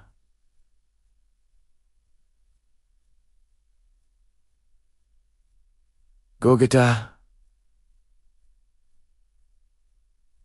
Being there, sooner than the competition. It's a bizarre rebranding of a historical term for a cheater into a badge of honor. It speaks to a certain American mythology that sometimes values initiative and success, even if the methods used are a bit shady. So, when we look back at the boomers and the Sooners, we see a story that is not black and white. It's a tale of ambition, desperation, and conflict. It's about the clash between law and opportunity, and the deep-seated desire for land that defined so much of the American West. It highlights the complex and often contradictory values at the heart of the nation's expansion. The legacy of that single day, April 22nd, 1889, shaped the state of Oklahoma and continues to be a source of both pride and controversy. Thanks for joining us for this deep dive into the boomers and Sooners. It's a story that reminds us that history is rarely simple. Be sure to like this video and subscribe to the channel so you don't miss our next chapter. We'll see you next time. Imagine standing at the edge of a vast, unclaimed territory, millions of acres stretching out before you. All of it could be yours, for free. This wasn't a fantasy. It was the reality facing thousands of Americans in the late 1880s. The unassigned lands, 2 million acres right in the heart of what we now call Oklahoma, were a tempting prize. For years, people had been clamoring for the government to open this land for settlement. They were known as the Boomers, and their relentless campaign was finally about to pay off. After intense debate and political maneuvering, the U.S. government made a monumental decision. The land would be opened. This decision didn't come lightly. It was the culmination of years of lobbying, failed bills, and heated arguments in the halls of Congress. The pressure from railroad companies, who saw new towns and customers, and from land-hungry settlers, was immense. Finally, in March of 1889, an amendment was tacked on to the Indian Appropriations Act. It was a single, powerful clause that authorized the president to open the unassigned lands for settlement under the Homestead Act of 1862. President Benjamin Harrison, who had just taken office, wasted no time. He signed the proclamation, and with the stroke of a pen, set in motion one of the most dramatic events in American history. The dream of the boomers was about to become a reality. The government now faced a logistical puzzle. How do you give away 2 million acres of land in a single day, fairly? They needed a date, a time, and a set of rules. After some deliberation, they chose April 22, 1889. The starting signal would be a cannon shot fired at high noon. This specific date and time were chosen to give potential settlers just enough time to travel to the border of the territory, but not so much time that it would encourage chaos. It was a delicate balance. The idea was to create a level playing field where everyone, rich or poor, had an equal shot at staking a claim. The stage was set for an unprecedented race, a race for land, for a home, and for a new life on the frontier. With the date set, the government laid out the rules for the land run. The concept was simple, at least on paper. Anyone eligible under the Homestead Act, meaning you were at least 21 years old, and a U.S. citizen who had never taken up arms against the country could participate. On April 22nd, at precisely noon, you could race into the territory from the designated starting lines. The goal was to find a 160-acre plot of land, or a smaller town lot, and literally stake your claim by driving a wooden stake with your name on it into the ground. After that, you had to file your claim at a federal land office and live on the land for 5 years to officially own it. Sounds straightforward, right? Well, the reality was far more complicated. The main rule, the one that was supposed to ensure fairness, was that no one was allowed to enter the territory before the noon starting gun. Anyone who snuck in early to get a head start would be disqualified. These early birds were given a nickname that would become infamous: Sooners. The government knew that enforcing this rule would be a monumental task. The territory was vast, with a long, porous border that was impossible to completely patrol. They deployed U.S. Army troops to guard the lines, but everyone knew it was a nearly impossible job. The temptation to cheat, to get the best piece of land by getting there first, was incredibly strong. As the news spread like wildfire across the nation, a massive wave of humanity began to converge on the borders of the unassigned lands. People came from every corner of the country, traveling by train, by wagon, on horseback, and even on foot. By the time April 22nd dawned, an estimated 50,000 people were camped out along the starting lines. It was a city of tents and wagons, a buzzing hive of anticipation and nervous energy. The air was thick with the smell of campfires and the sounds of whinnying horses and anxious chatter. For these hopeful settlers, this wasn't just about land. It was about opportunity, a chance to escape poverty or start fresh. The stakes were incredibly high. These weren't just lone adventurers. Entire families packed up everything they owned and made the journey. They sold their homes, quit their jobs, and gambled their entire future on this one frantic race. The scene at the border was a cross-section of American society. There were farmers from Kansas, merchants from St. Louis, and families from back east.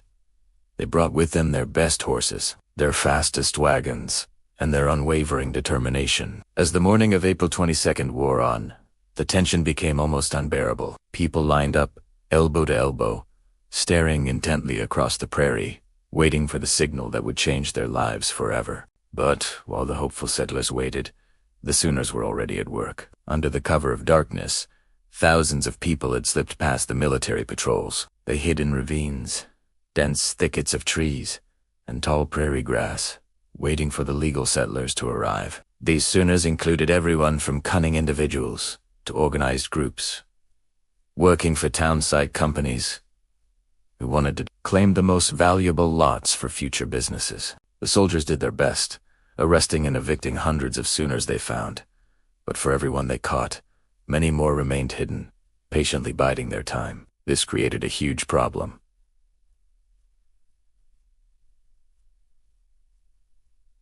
The best lands, especially those near water sources or potential railroad lines, might already be unofficially claimed before the race even began. The government's rules, designed to create a fair and orderly process, were already starting to crumble. The sheer scale of the event and the raw human ambition driving it were overwhelming the authorities. Enforcing the no early entry rule across a 2-million-acre wilderness with a limited number of troops was a losing battle. The frustration among the honest settlers grew as rumors of sooner activities spread through the camps. They had followed the rules, traveled hundreds of miles, and waited patiently, only to face the possibility that the race was rigged from the start. This clash between the law-abiding boomers and the rule-breaking Sooners would define the legacy of the 1889 land run.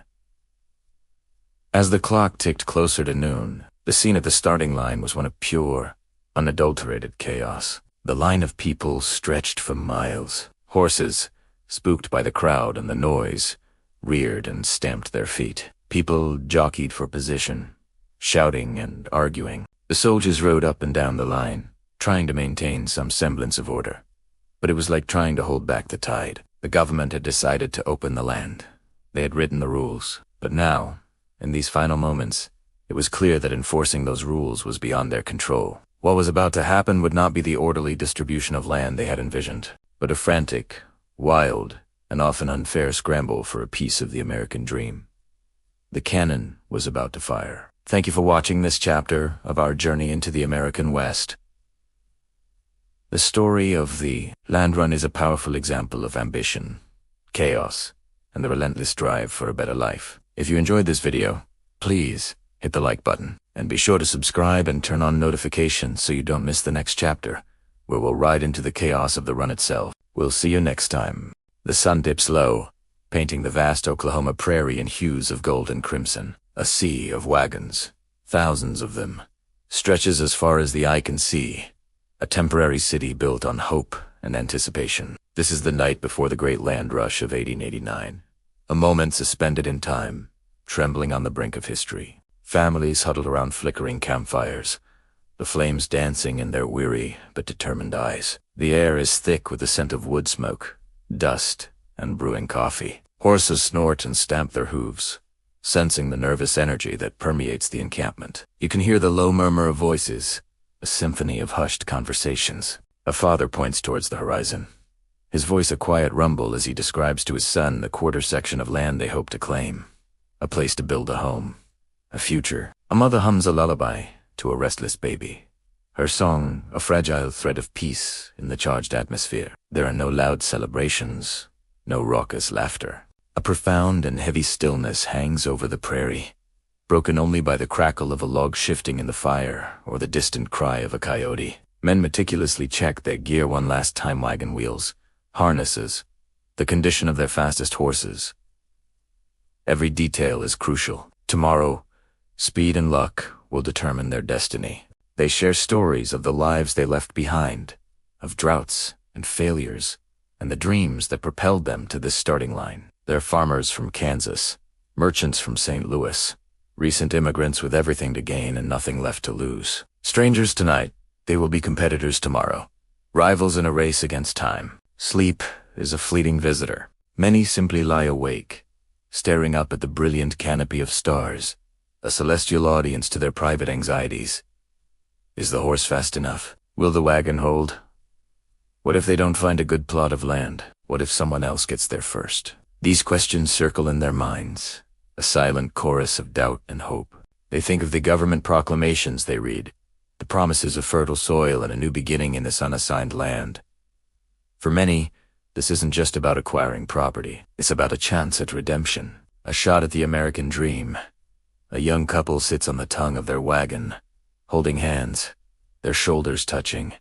They don't speak. They don't need to. Their shared silence is a testament to the magnitude of the moment. They are about to gamble everything on a single, frantic dash across the plains. In their quiet gaze is a mixture of fear and unwavering resolve. They are part of a massive, restless organism, a wave of humanity poised to crash upon the shore of a new frontier. This is a cinematic moment, a deep breath before the plunge. The moon casts long, skeletal shadows of the wagons across the ground. The landscape itself seems to be holding its breath. The quiet conversations, the restless horses, The sleeping children, dreaming of a home they've never seen, it all weaves together into a tapestry of human aspiration. The air is cool, carrying the earthy smell of the prairie, a land that has lain untouched for centuries.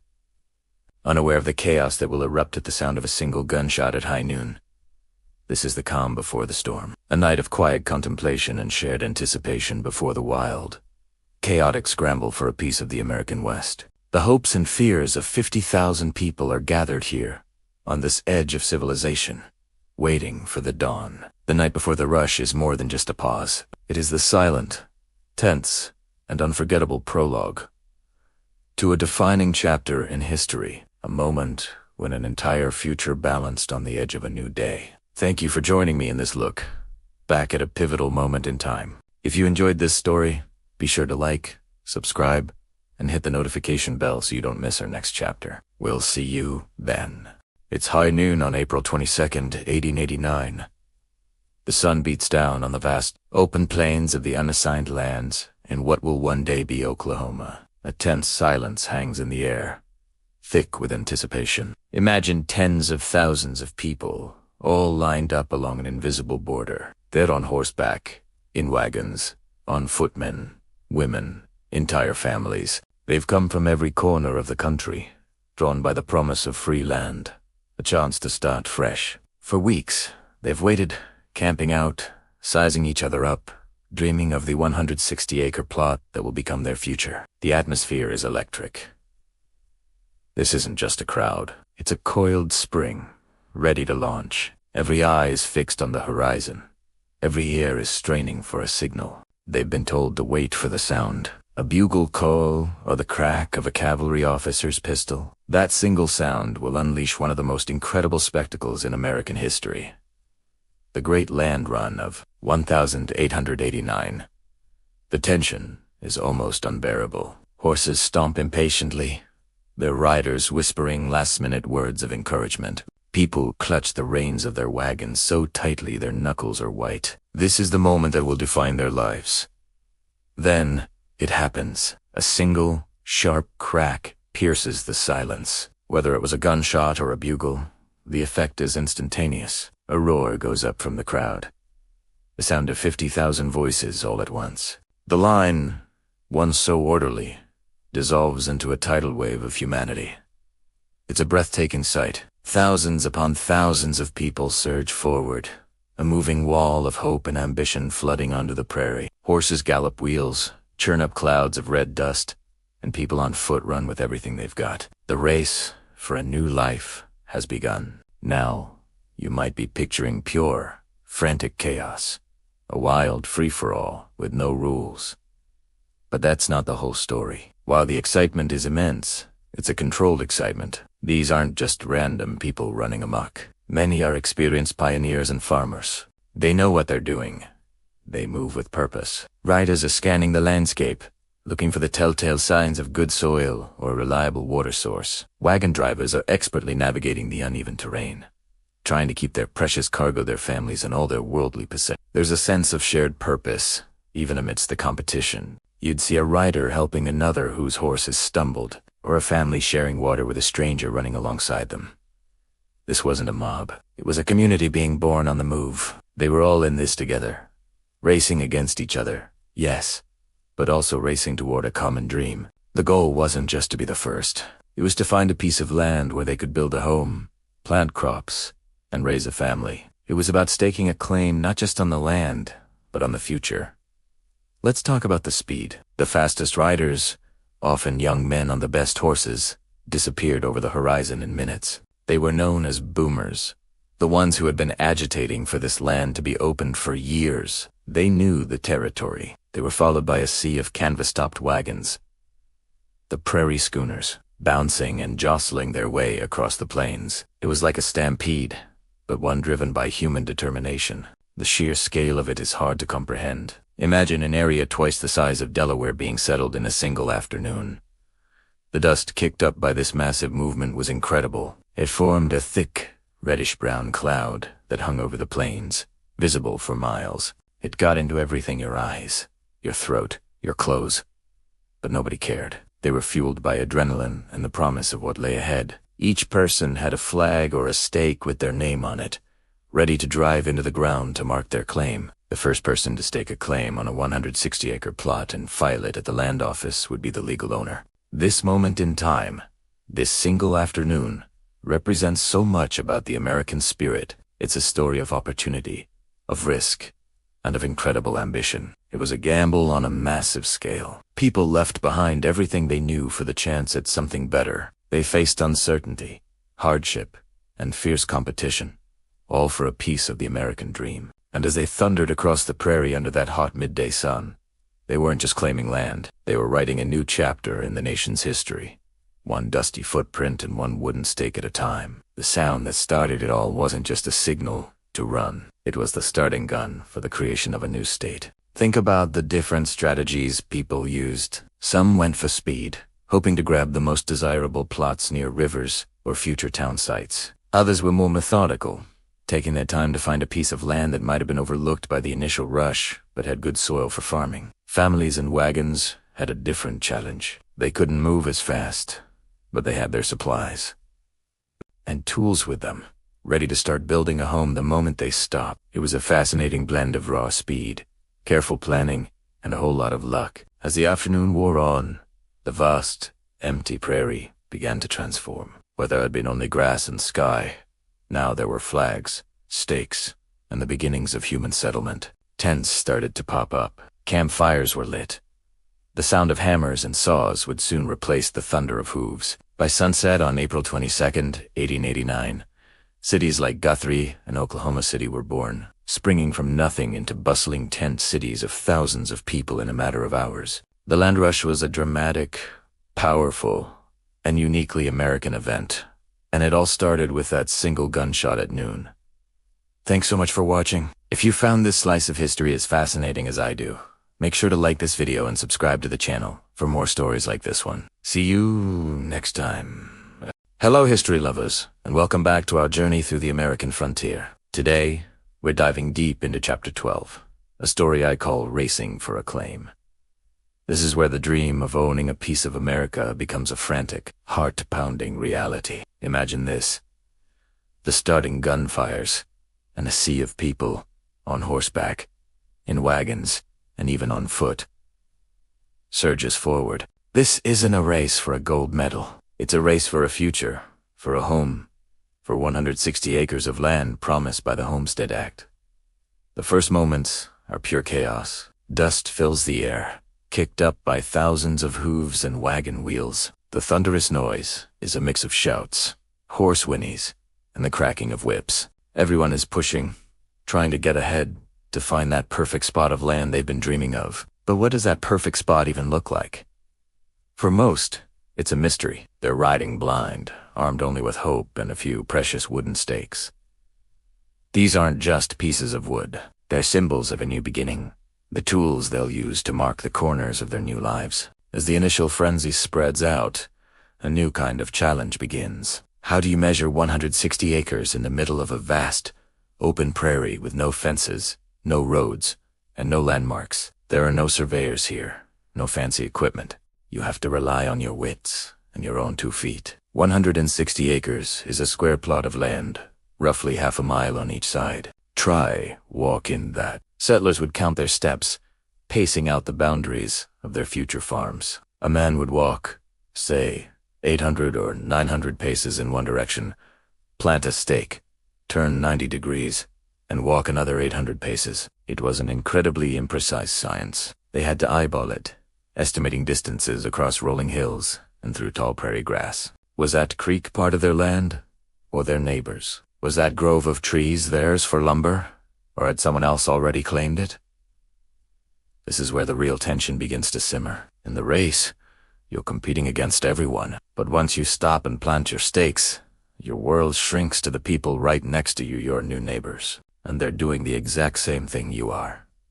Pacing, estimating, and planting their own wooden markers. What happens when your 800 steps overlap with someone else's? What happens when 2 families claim the same valuable stream for their water source? Suddenly, the shared dream of a new life creates a brand new conflict. The person you were racing alongside just moments ago might now be your rival. You'd see a man frantically hammering a stake into the hard ground, only to look up and see another man just 100 yards away, doing the same thing on what he believed was his asterisk land. The air would grow thick with suspicion. Arguments would break out, voices raised in the quiet of the prairie. Shouts of "I was here first," or "Your marker is on my property," would echo across the plains. These weren't just petty squabbles. They were disputes over survival. A few extra acres could mean the difference between a successful harvest and a winter of starvation. Access to a creek could mean life or death for your livestock. Every settler had to become a defender of their claim. They would patrol their self-measured boundaries, always watchful. Some would even dig furrows with a plow around their plot, a more permanent line in the dirt to say, "This is mine." But even that could be challenged. A claim had to be registered at a distant land office, and that created another race. You had to get back to town, sometimes a journey of several days, and file your paperwork before someone else filed a claim for the same piece of land. Imagine the anxiety of that ride back, wondering if the stakes you so carefully placed would even matter, if someone else was riding faster, on a better horse, to snatch your dream away. The stakes were literally and figuratively high. These wooden posts driven into the earth were more than just boundary markers. They represented a family's entire fortune, their hopes for their children, and their belief in a better future. The act of claiming the land was just the first battle in a long war against the elements, against loneliness, and sometimes against the very neighbors they were supposed to build a community with. The tension was a constant companion. You might share a friendly wave with a neighbor one morning, and be locked in a bitter land dispute with them by the afternoon. Friendships were forged and broken over a few feet of prairie soil. This chapter of settlement wasn't just about building homes. It was about navigating a complex and often hostile social landscape where every single person was fighting for the same limited resources. The race for acclaim didn't end when the first stake was hammered into the ground. It had only just begun. Thank you so much for joining me on this deep dive into the race for acclaim. It's a powerful reminder of the struggles and triumphs that built the West.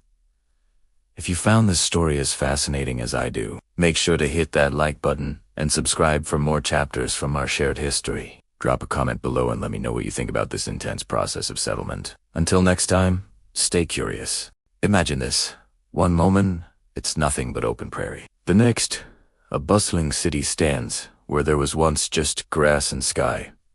Sounds like something out of a fantasy novel, right? But this was the reality in the American West during the late 19th century. Today, we're rediving into one of the most incredible chapters of that era. The story of towns born in a single day. Welcome back to our series on the American West. If you've been following along, you know we've talked about cowboys, pioneers, and the great cattle drives. But the land run of 1889 was an event unlike any other. On April 22nd, at the stroke of noon, a cannon blast signaled the start of a frantic race. Tens of thousands of people, known as Sooners and Boomers, surged into a 2-million-acre territory called the Unassigned Lands, all hoping to stake their claim on a piece of the American dream. And in the middle of all this chaos, 2 cities were born. Guthrie and Oklahoma City. It wasn't a slow, gradual process of settlement. It was instantaneous. By sunset on that very first day, where there had been empty land, there were now tent cities, housing thousands of people. Picture it, a sprawling canvas metropolis, with tents of every shape and size dotting the landscape. Families huddled around campfires. Wagons were turned into temporary homes, and the air buzzed with the energy of new beginnings. Let's focus on Guthrie first. It was designated as the territorial capital, which made it a prime spot. Before the run even started, a railroad line ran right through it. So when the settlers arrived, they found a train station and a land office already there. But that was it. Within hours, a city of 10,000 people sprang up around these 2 lonely buildings. It was a chaotic scene. There were no planned streets, no city grid. Pathways were simply trampled into existence by the thousands of feet moving back and forth, creating a spontaneous network of muddy avenues and alleyways. The first buildings weren't made of brick and mortar. They were makeshift structures, hammered together with whatever materials people could find. A simple wooden frame covered with a canvas tarp became a general store. A larger tent with a hand-painted sign became a bank or lawyer's office. You'd see signs advertising everything from doctors and dentists to barbers and saloons, all operating out of these temporary shelters. It was a testament to human ingenuity and the relentless drive to build something from nothing. The sounds of hammers and saws filled the air from dawn till dusk as people worked feverishly to turn their flimsy tents into more permanent wooden structures. Now, let's travel about 30 miles south to Oklahoma City. Its story is just as remarkable. It was another key location along the Santa Fe Railroad, and it too exploded into a city of thousands overnight. The first mayor of Oklahoma City was elected on the very night of the land run, holding meetings in a large tent that served as the temporary city hall. One of the first orders of business, establishing some semblance of law and order in a place that had none just hours before. Life in these instant towns was tough. There was no running water, no sanitation system. Dust was a constant problem, turning to thick mud whenever it rained. Supplies were scarce, and prices were high. A barrel of water could sell for $1, which was a huge amount of money back then. Despite these hardships, there was an incredible sense of community and optimism. People had risked everything to be there, and they were determined to make it work. They organized fire departments, started newspapers, and even built schools and churches, all within the first few weeks. Think about the first buildings. Many businesses started right out of the back of a wagon. A person might have a wagon full of supplies, flour, sugar, tools, and simply sell them to their new neighbors. Doctors operated with their medical bags, setting up makeshift clinics and tents to treat everything from minor cuts to more serious illnesses. These early days were a raw, unfiltered version of capitalism and community building, happening in real time. The streets, as we mentioned, were just dirt paths. When it rained, they became impassable rivers of mud. Wagons would get stuck, and people would have to wade through ankle-deep muck. Yet, commerce didn't stop. Merchants would lay down wooden planks to create makeshift sidewalks so customers could get to their businesses. Every day was a new challenge, and every solution was improvised. The transformation from a tent city to a more permanent town happened with astonishing speed. Within a year, many of the tents and shacks were replaced by two-story wooden buildings. Banks were no longer canvas tents but sturdy structures with safes. General stores had proper storefronts with glass windows. Guthrie, in particular, quickly developed a beautiful downtown area with ornate brick and sandstone buildings, many of which still stand today as a reminder of this incredible period. What's truly fascinating is how these cities were laid out. Surveyors worked around the clock, using chains and compasses to try and impose a grid system on the chaotic web of paths that had formed naturally. Sometimes this meant a tent or a half-built shack was suddenly in the middle of a designated street. Arguments would break out, but eventually, order was carved out of the chaos.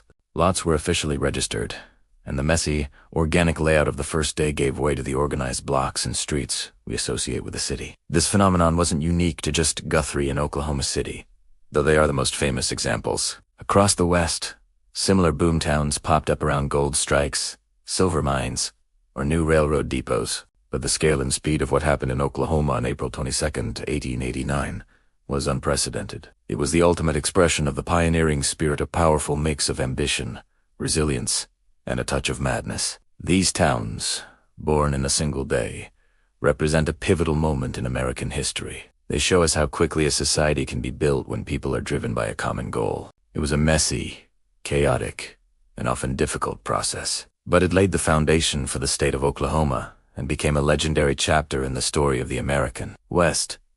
The images of those sprawling tent cities, appearing as if by magic on the empty prairie, are a powerful symbol of the nation's westward expansion.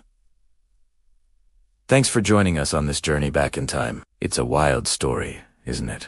If you enjoyed this, make sure to hit that like button and subscribe so you and miss the next chapter in our series. We've got plenty more amazing tales from the Old West to share. See you in the next video. Welcome back to our journey through the American West. Today, we're diving into Chapter 14, Conflict on the Prairie. The dream of a new life on the frontier wasn't always as idyllic as it seemed. Once the dust settled from the great land runs, a new and far more personal battle began. The fight for the land itself. Imagine this. You've raced 4 miles, staked your claim, and you're filled with hope.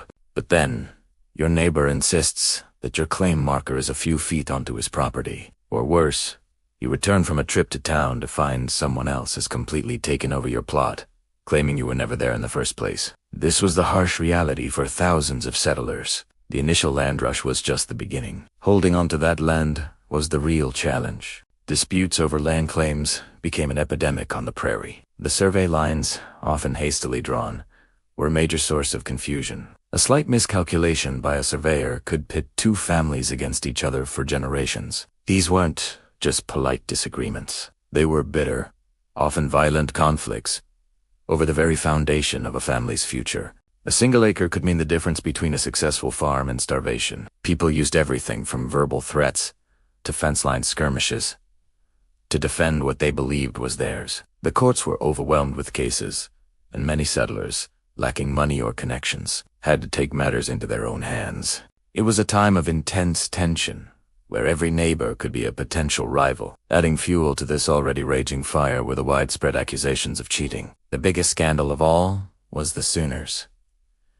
These were individuals who, in defiance of the rules, snuck into the territory before the official starting time of the land run. They would hide out in creek beds, dense thickets, or behind hills, waiting for the starting gun. When the race began, they would emerge from their hiding spots and stake claims on the best pieces of land. The fertile river bottoms, the plots with ready access to water, or those closest to future towns. Long before the honest racers could even get there, you can imagine the fury of a settler who had followed the rules, only to find the prime spot already taken by someone who had clearly cheated. The term Sooner became a deep insult, synonymous with being a cheat and a liar. These accusations were everywhere. If someone had an unusually good piece of land, they were immediately suspected of being a Sooner. Proving it, however, was nearly impossible. A Sooner would, of course, deny everything. They'd claim they had the fastest horse, or just got lucky. This created a deep-seated resentment and mistrust that poisoned communities from the very start. It challenged the whole idea of the land run as a fair and equal opportunity for everyone. For many, it felt like the system was rigged from the beginning. With so much conflict simmering, the question of law and order became critical. But out on the vast, open prairie, official law enforcement was stretched incredibly thin. The newly formed territories had very few federal marshals to cover thousands of square miles, teeming with disputes. A single marshal might be responsible for an area the size of a small state. Getting a lawman to a remote claim could take days, if they could come at all. This vacuum of power meant that settlers often had to create their own justice. Some communities formed claims clubs or vigilance committees. On the surface, these groups were meant to fairly arbitrate disputes and protect property rights. They would hear evidence from both sides of a land dispute and issue a ruling that the community was expected to enforce. However, these groups could easily be corrupted. A powerful faction within a claims club could use the group to intimidate rivals and consolidate their own land holdings. Their justice was swift, but it wasn't always impartial. Punishments could range from social ostracism to forced removal from a claim. In the most extreme cases, vigilantes resorted to violence, believing they were upholding the law when, in reality, they were operating outside of it. This created a very dangerous environment. You had to worry not only about claim jumpers and rivals, but also about the very people who were supposed to be keeping the peace. The line between a lawman and an outlaw, between a community protector and a bully, was often blurry. The challenge wasn't just about farming the land. It was about taming the wild, lawless nature of the frontier itself, and building a society from scratch where rules and fairness could eventually prevail over brute force and cheating. The early days on the prairie were a crucible, forging new communities through intense conflict. The disputes over land, the anger over Sooners, and the struggle to establish law and order shaped the character of these new settlements for decades to come. It's a raw and complicated part of our history, a testament to the fierce determination of the settlers and the chaotic reality of westward expansion. Thank you for joining me for this chapter. It's these complex stories that truly bring the past to life. If you found this interesting, make sure to like, subscribe, and hit that notification bell so you don't miss our next chapter. We've got plenty more of the story to uncover. Until next time. Welcome back to our journey through history. Today, we're diving into Chapter 15, Life on a New Claim. Imagine leaving everything you know behind for a piece of land on the vast, untamed prairie. It's a story of incredible resilience, innovation, and the sheer will to survive. What was it really like for those early homesteaders? Let's find out. The first and most urgent task for any settler was building a home. But on the plains, trees were a rare luxury. So, what did they use? The very earth beneath their feet. This led to the creation of one of the most iconic symbols of the frontier, the sod house, or soddy. The process was backbreaking. Settlers would use a special plow, called a grasshopper, or breaking plow, to cut long strips of prairie sod. This wasn't just dirt.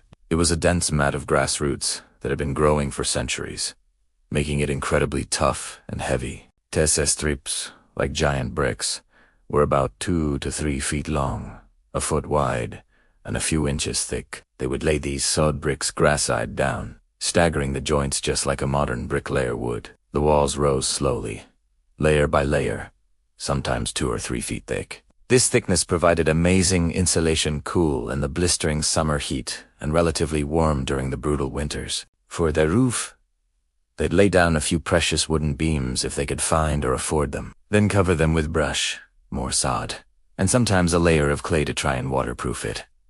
But waterproof was a generous term. When it rained, it often rained inside too, for hours, or even days after the storm had passed. Settlers joked about mud dripping into their dinner and having to open umbrellas over their beds. And it wasn't just water that came through. Snakes, mice, and all sorts of critters often made their homes in the sod, walls, and roofs, becoming unwelcome roommates. For those who couldn't build a full soddy right away, or for those who settled near a ravine or hillside, there was another option, the dugout. This was essentially a human burrow. They would dig straight into the side of a hill, creating a cave-like room.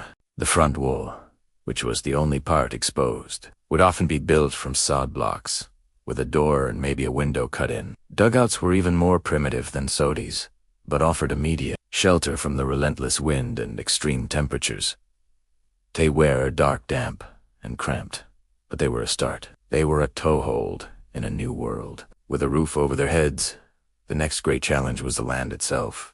The soil was unlike anything most settlers, especially those from the East or from Europe, had ever encountered. The rich, black earth of the prairie was incredibly fertile, but breaking through that thick, tangled mat of native grasses was a monumental task. The first plowing, known as breaking sod, was a brutal ordeal. It required a team of strong oxen or horses in a heavy, sharp plow. The sound of the roots tearing was a constant reminder of the land's resistance. It was slow, exhausting work, and a man might only manage to break an acre or two a day. Once the land was broken, what to plant? Settlers had to experiment. Corn was a popular first crop, because it could be planted simply by chopping a hole in the overturned sod and dropping in a seed. But wheat soon became the king of the plains. They brought with them varieties like turkey red wheat, a hardy winter wheat that was well suited to the climate. Farming was a constant gamble against the elements. A promising crop could be wiped out in an instant. There were droughts that turned the soil to dust, and torrential rains that flooded the fields and washed away topsoil. But perhaps the most terrifying event was a hailstorm. Hailstones the size of eggs or ebon lager could hammer down from the sky, shredding crops to ribbons in a matter of minutes, destroying an entire year's work and a family's food supply. Then there were the grasshoppers.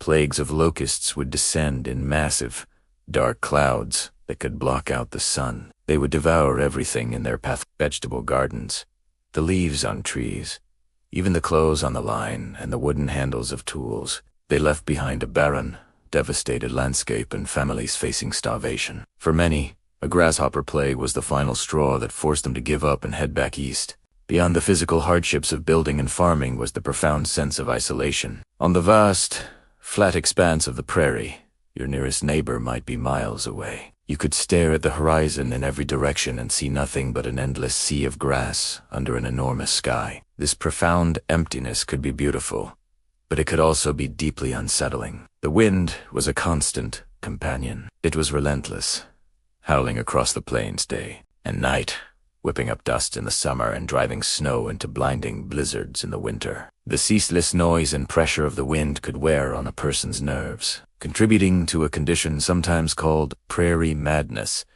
a deep depression brought on by the monotony and isolation. Winters were especially difficult. Blizzards could strike with terrifying speed, dropping temperatures dramatically and burying everything in deep snowdrifts. A simple trip to the barn to feed the animals could become a life-threatening journey. People strung ropes from the house to the barn just to have a lifeline to follow, to keep from getting lost in the whiteout conditions just feet from their own door. Families could be snowed in 4 weeks at a time, their world shrinking to the 4 walls of their tiny sod house. During these long periods of isolation, settlers had to rely on themselves for everything. There were no doctors nearby, so home remedies and resilience were the only medicine. There were no stores, so they had to be resourceful, making do with what they had or doing without. Entertainment was simple: reading the Bible, singing songs, or telling stories. The arrival of a letter or a rare visitor was a major event. Despite the immense hardships, these settlers built communities. They gathered for church services in someone's soddy, held barn raisings when a neighbor needed help, and created schools for their children, often in a corner of a dugout. They came together to help each other through sickness, childbirth, and harvest. These small acts of cooperation were the threads that wove the fabric of a new society on the plains. Life on a new claim was a relentless test of human endurance. It was a life of dirt floors and leaking roofs, of battling the soil and the weather, and of enduring a profound loneliness. But it was also a life of incredible strength, ingenuity, and hope.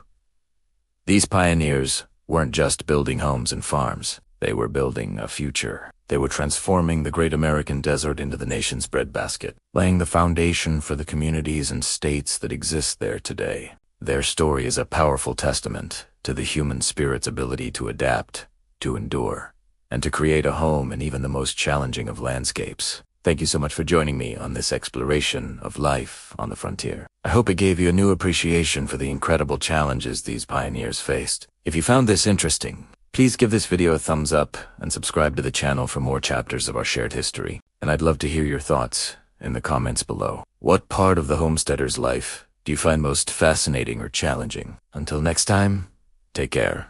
Welcome back to our journey through the American West. Today, we're diving into Chapter 16, Dreams Fulfilled and Dreams Broken. This is where the story of the land rushes gets real, where the soaring hopes of thousands collided with the harsh realities of the frontier. For every triumphant tale, there was a story of heartbreak, and it's a chapter that truly defines the complex legacy of westward expansion. Imagine, you've staked your claim. You've survived the chaos of the rush, the dust, the competition. You've hammered in the stakes on your very own 160 acres. For some, this was the beginning of a dream come true. These were the settlers who were blessed with a bit of luck, a lot of greed, and maybe some favorable weather in that first crucial year. They were the ones who managed to break the virgin sod, tough as leather, and get a crop in before the first frost. They built their sod houses, brick by painstaking brick of prairie earth, creating a shelter against the howling winds and the brutal winters. Their first harvest might have been small, but it was enough. Enough to feed their family, enough to sell a small surplus, enough to give them the capital and the confidence to keep going. We see letters and diaries from this period filled with cautious optimism. A farmer writes home about the endless sea of grass, the richness of the soil that crumbles in his hands. He talks about the satisfaction of building something from nothing, of seeing his children run free under a vast, open sky. These successful settlers became the bedrock of new communities. They helped build the first schools, often just a one-room cabin. They organized churches, gathering in each other's homes until a proper building could be erected. They formed communities based on mutual support, because they all knew that survival out here depended on your neighbors. When a barn needed raising, the whole community turned out. When a family fell ill, others would step in to tend their crops or care for their livestock. These were the success stories that fueled the myth of the West. The images of rugged, self-sufficient families carving out a prosperous life on the prairie. They proved that, for some, the promise of the frontier was real.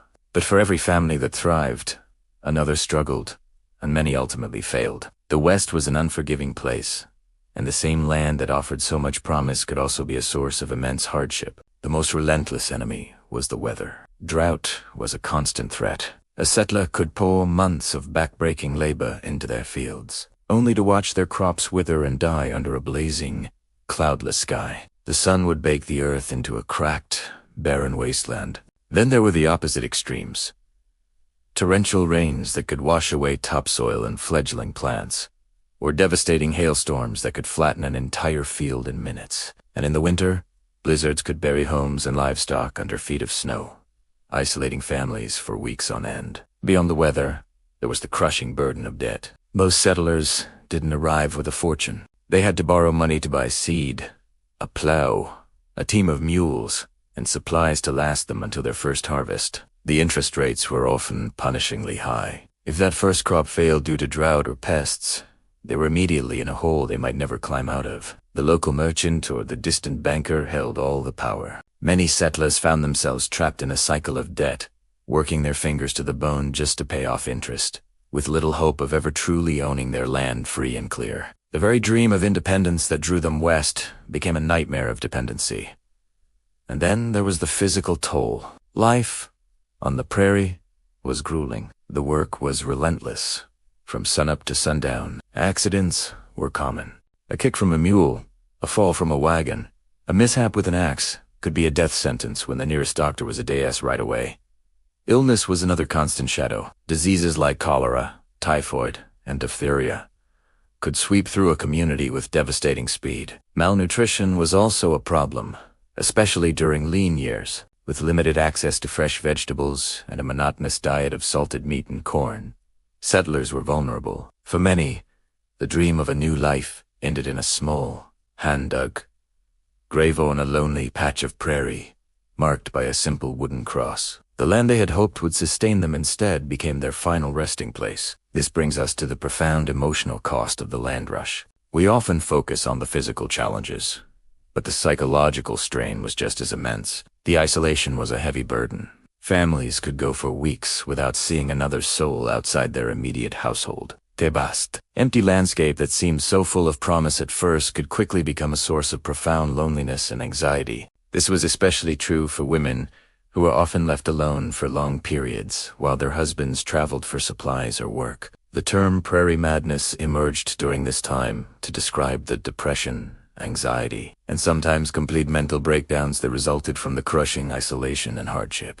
Imagine the heartbreak of pouring your life savings and all your physical energy into a piece of land, only to fail. The shame and sense of personal failure were devastating. These weren't just economic losses. They were the shattering of deeply held dreams. People had left behind everything they knew, their homes, their families, their communities, for a promise that, for them, turned out to be a lie. Some packed up what little they had left and headed back east, defeated. Their wagons, which had once borne optimistic slogans like Kansas or bust, were now scrawled with a bitter retort.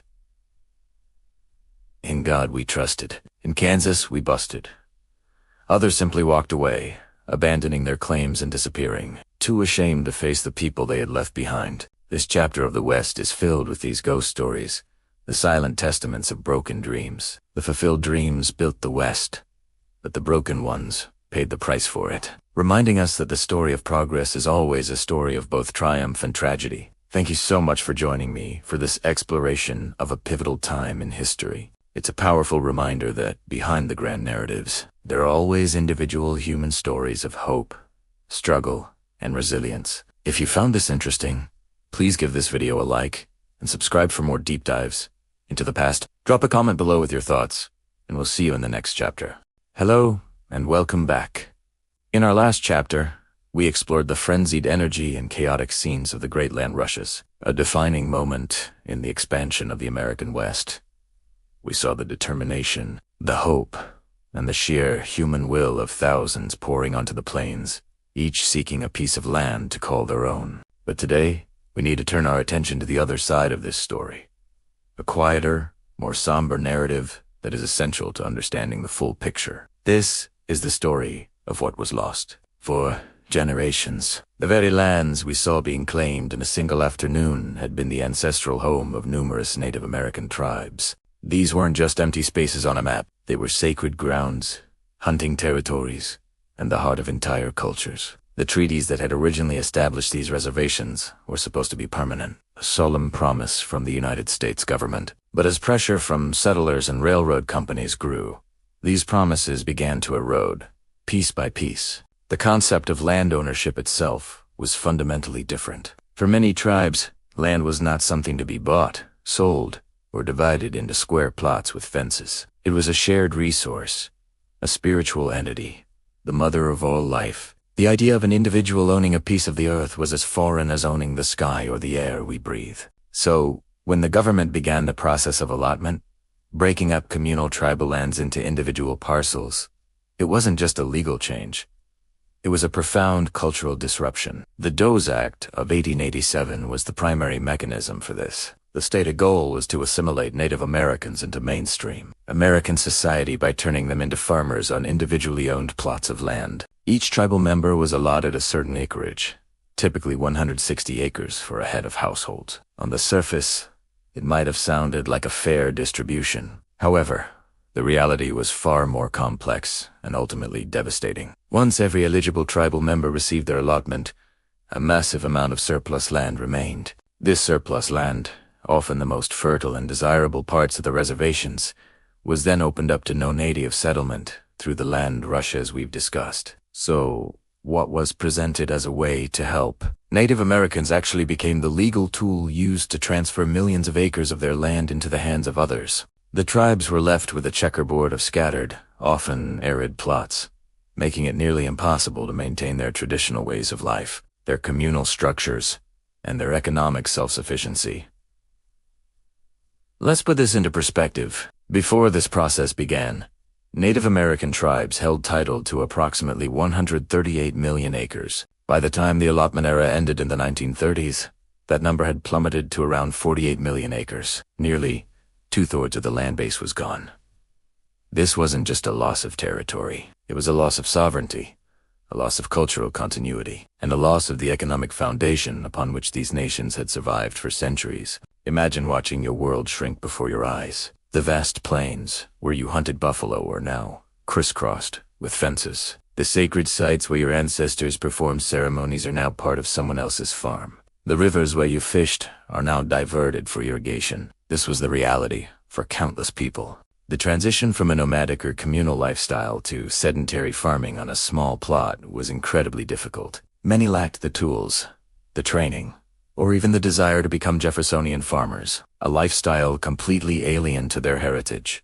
Furthermore, the allotted lands were often held in trust by the government, which meant the owners couldn't sell or lease them without federal approval. While intended to protect them from speculators, this system often created a paternalistic and bureaucratic nightmare, stripping individuals of their own agency. When they were eventually allowed to sell their land, many, facing poverty and with few other options, sold their parcels for a fraction of their value, further accelerating the loss of the tribal land base. This chapter isn't about casting blame or pointing fingers.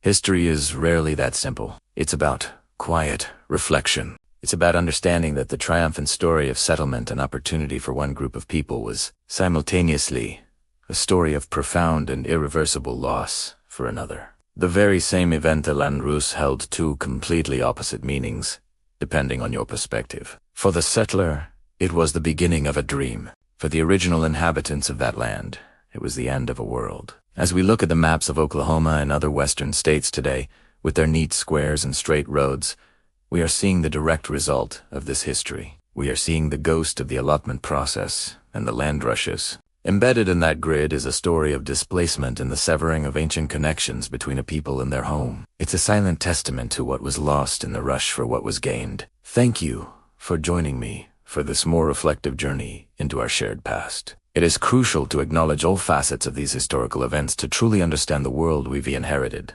Please consider subscribing to continue exploring these complex stories with us. We'll see you in the next chapter. Howdy folks, and welcome back to our journey through the incredible story of Oklahoma. Today, we re-dive into a chapter that truly reshaped the land and its people forever. Chapter 18. Oklahoma changes forever. If you thought the land runs were wild, just wait until you see what happened next. This is the story of how a territory on the edge of the frontier transformed into the state we know today. Picture this. The late 1800s. The dust from the land runs has barely settled, and suddenly, Oklahoma is booming. We're talking about one of the most explosive population surges in American history. People from every corner of the country, and even from across the ocean, were pouring in, all chasing a dream. They came with wagons, on foot, and by rail, bringing with them their hopes, their cultures, and their determination to build a new life from the red earth up. In just a few short years, the population skyrocketed from a few thousand to hundreds of thousands. It was a chaotic, exciting, and sometimes overwhelming time. Tent cities turned into bustling towns almost overnight. Imagine the scene: a sea of faces, a blend of languages and accents, all sharing this new, raw landscape. This wasn't just a migration, it was the birth of a new society, a melting pot of ambition and grit. Now, how did all these people get here, and, more importantly, how did they connect with the rest of the country? The answer, my friends, is the railroad. The rhythmic chugging of the locomotive was the heartbeat of this new era. Iron horses, like the Santa Fe and the Rock Island lines, crisscrossed the territory, carving paths through prairies and canyons. These weren't just tracks, they were lifelines. They brought in settlers, tools, lumber for homes, and all the supplies needed to build a civilization from scratch. But they also took things out. Wheat, cotton, and cattle from Oklahoma's fertile soil were shipped to markets back east, fueling the national economy. The railroad didn't just connect places, it connected people to opportunity. Every train stop became a potential town, a new center of commerce and community. The lonely whistle of a train in the distance was a sound of progress, a promise that Oklahoma was no longer isolated, it was officially open for business. With people and railroads came the rapid expansion of farms and towns. The vast, open prairies that were once home to nomadic tribes and immense bison herds were now being neatly divided into squares of private property. The 160-acre homestead became the foundation of Oklahoma life. Farmers broke the tough sod, planting crops that would soon make the state a breadbasket for the nation. This was back-breaking work, a constant battle against drought, wind, and pests. But these early pioneers were relentless.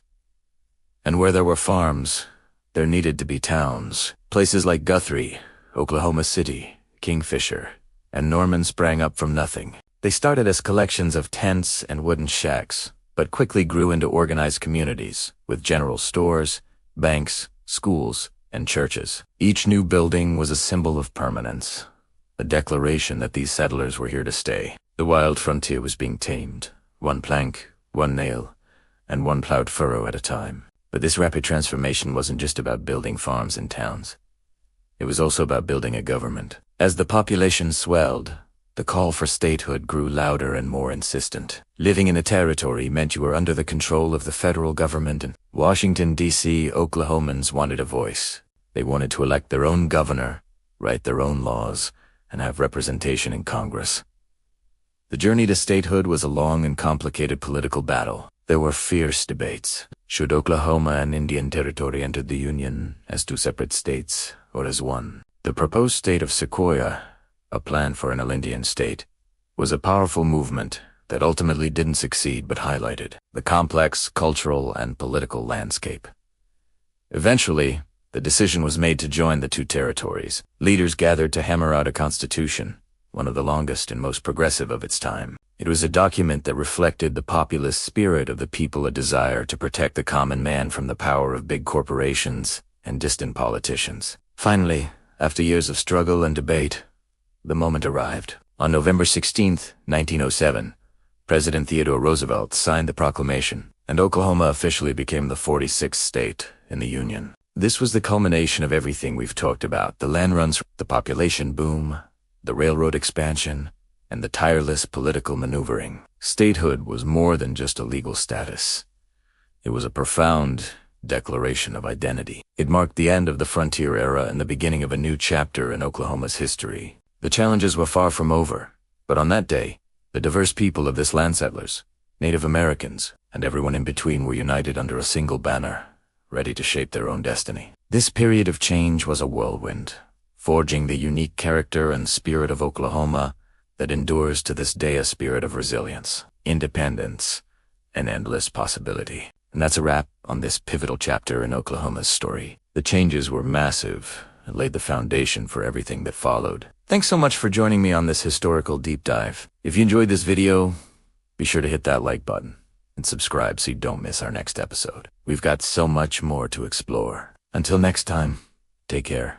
Ever heard of the American dream of free land? It's a powerful story, one of heading west and claiming your own piece of paradise. The Homestead Act of 1862 seemed to offer just that.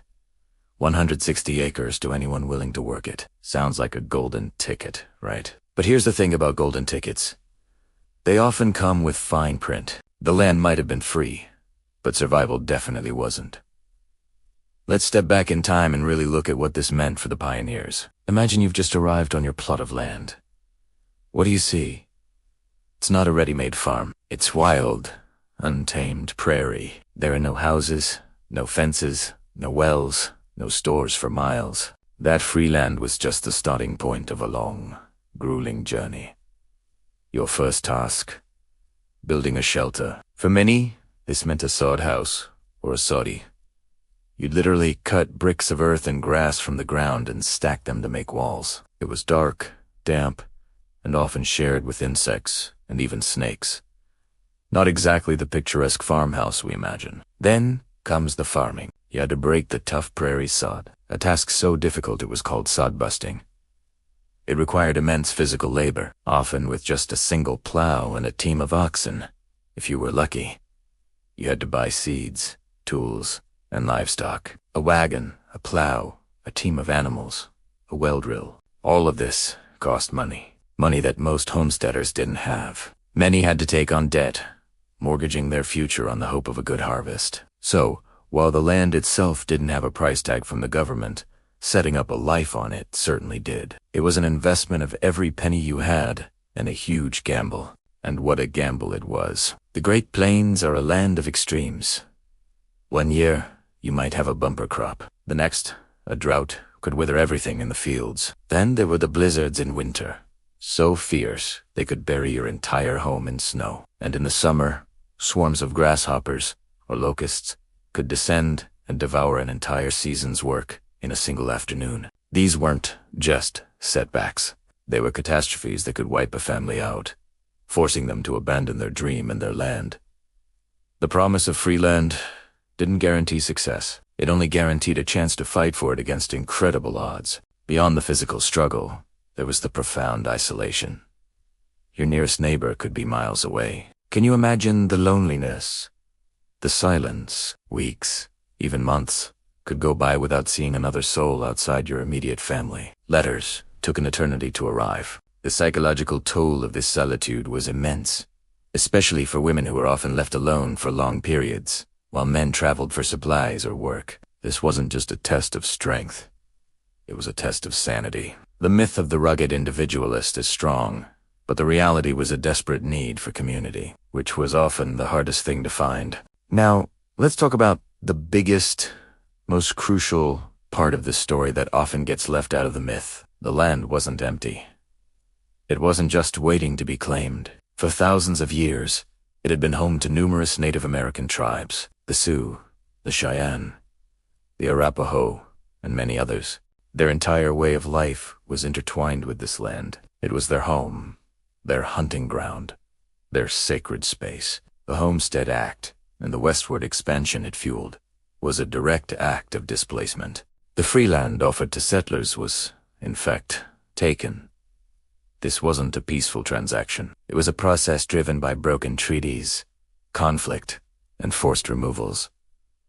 The U.S. government systematically pushed native tribes onto smaller and smaller reservations to make way for the railroad and the homesteaders. The buffalo herds, which were the lifeblood of the Plains tribes, were hunted to near extinction, not just for their hides, but as a deliberate strategy to control and subdue the native population. So, when a settler family staked their claim, they were participating, knowingly or not, in T's larger, tragic story of dispossession. The foundation of their new life was built upon the ruins of another. It's a complicated and uncomfortable truth to face. The story of the brave pioneer carving out a life from the wilderness is true. The sacrifice, the labor, the sheer grit it took is undeniable and worthy of respect. But it's only one half of the story. The other half is the story of loss, of a way of life destroyed, and of a people pushed from their ancestral homes. The The myth of free land conveniently forgets that the price was paid not just in the sweat and tears of the settlers, but also in the blood and displacement of Native Americans. Understanding this doesn't diminish the struggle of the pioneers. Instead, it gives us a fuller, more honest picture of American history. It shows us that history is rarely a simple tale of heroes and villains. It's a complex tapestry woven with threads of courage, hardship, injustice, and hope. The promise of free land was a powerful engine for a nation's growth, but it came at a profound cost, both for those who took the offer and for those from whom the land was taken. So, the next time you hear the phrase free land, remember the whole story. Remember the sod houses and the swarms of locusts. Remember the crushing loneliness and the backbreaking labor. And most importantly, remember the people who were there first. History is so much more fascinating and so much more meaningful when we look beyond the legend and uncover the complex truths that lie beneath. It helps us understand not just the past, but the very ground beneath our feet today. Thanks for watching. If you found this perspective on history interesting, be sure to like this video and subscribe to the channel for more deep dives into the stories that shaped our world. See you next time. Welcome back to our journey through history. Today, in our final chapter, Echoes on the Prairie, we explored the lasting legacy of those early homesteaders and the land they shaped. What has become of those vast, open plains where so many dreams were sown? Let's find out. If you were to travel across the Great Plains today, you might not immediately recognize the landscape of the late 19th and early 20th centuries. The endless sea of grass has given way to a new kind of patchwork quilt, one stitched together with modern farms, bustling cities, and ribbons of asphalt highways. Where sod houses once stood, you'll now find sprawling agricultural operations, their combines and tractors tracing new patterns on the ancient soil. The lonely trails have been replaced by interstates, carrying travelers at speeds the pioneers could never have imagined. The transformation is staggering. The land that once tested the limits of human endurance is now a hub of productivity and commerce. Cities like Omaha, Denver, and Kansas City, once small outposts on the edge of the frontier, have grown into major metropolitan centers. Their skylines rise in sharp contrast to the flat horizon that once dominated the view. These urban areas are testaments to the growth and change that have swept across the prairie. They are built, quite literally, on the foundations of the Pastan, the very ground where settlers staked their claims and built their first humble homes. Look closely at a map, and you can still see the ghosts of the past. The grid-like pattern of roads and property lines often follows the original survey markers laid out for the homesteaders. A county road might trace the boundary of a long-forgotten claim. A stand of old cottonwood trees, planted a century ago as a windbreak, might be the only visible remnant of a family's first farm. These are the subtle clues, the whispers of history written on the landscape. Beneath the concrete and the cultivated fields, the memory of the homestead era lingers. It's in the soil itself, enriched and sometimes depleted by generations of farming. It's in the names of towns and counties, often honoring the pioneers, the railroad or the Native American tribes who were there first. The challenges they face: drought, blizzards, economic hardship are still part of the regional consciousness, shaping the resilient character of the people who live there today. Think about the food on your table. Much of it likely originated from these very plains. The wheat for your bread, the corn for your tortillas, the beef for your burger, they are all products of this transformed landscape. The agricultural powerhouse, that is the American Midwest, is the direct descendant of the homesteading movement. The small family farms, while fewer in number, have evolved into the massive operations that feed the nation and the world. This agricultural abundance is perhaps the most tangible legacy of the settlers' toil. But the legacy isn't just agricultural, it's also cultural. The spirit of the homesteader, that blend of fierce independence, community reliance, and unwavering optimism, is still a powerful force in the American identity. We tell stories of pioneers, of their grit and determination, because they represent a core part of who we believe we are. The idea of carving out a new life from nothing, of building something lasting with your own two hands, continues to inspire us. This spirit is celebrated in local museums and historical societies scattered across the prairie states. Here, you can see the tools they used, the clothes they wore, and the letters they wrote. These artifacts connect us directly to their world, making their struggles and triumphs feel immediate and real. They remind us that history isn't just a collection of dates and facts. It's the story of people, of families, of individuals who took a monumental risk for the chance at a better life. However, it's also crucial to remember the full story. The settlement of the plains was not an empty land narrative. It involved the displacement of Native American nations who had lived on and cherished this land for centuries. The same policies that opened the West to homesteaders also led to the forced removal of indigenous peoples from their ancestral homes. The echoes on the prairie include their voices, two voices of loss, resistance, and survival. Today, tribal nations across the region are working to preserve their languages, traditions, and connection to the land, adding another vital layer to the story of the plains. The environmental impact is another part of this complex legacy. Plowing the prairie grasslands had unforeseen consequences, contributing to events like the Dust Bowl in the 1930s. This ecological disaster taught hard lessons about land management and the delicate balance of the prairie ecosystem. Today, there's a growing movement to restore portions of the native prairie, to bring back the tall grasses and the wildflowers that once covered the landscape.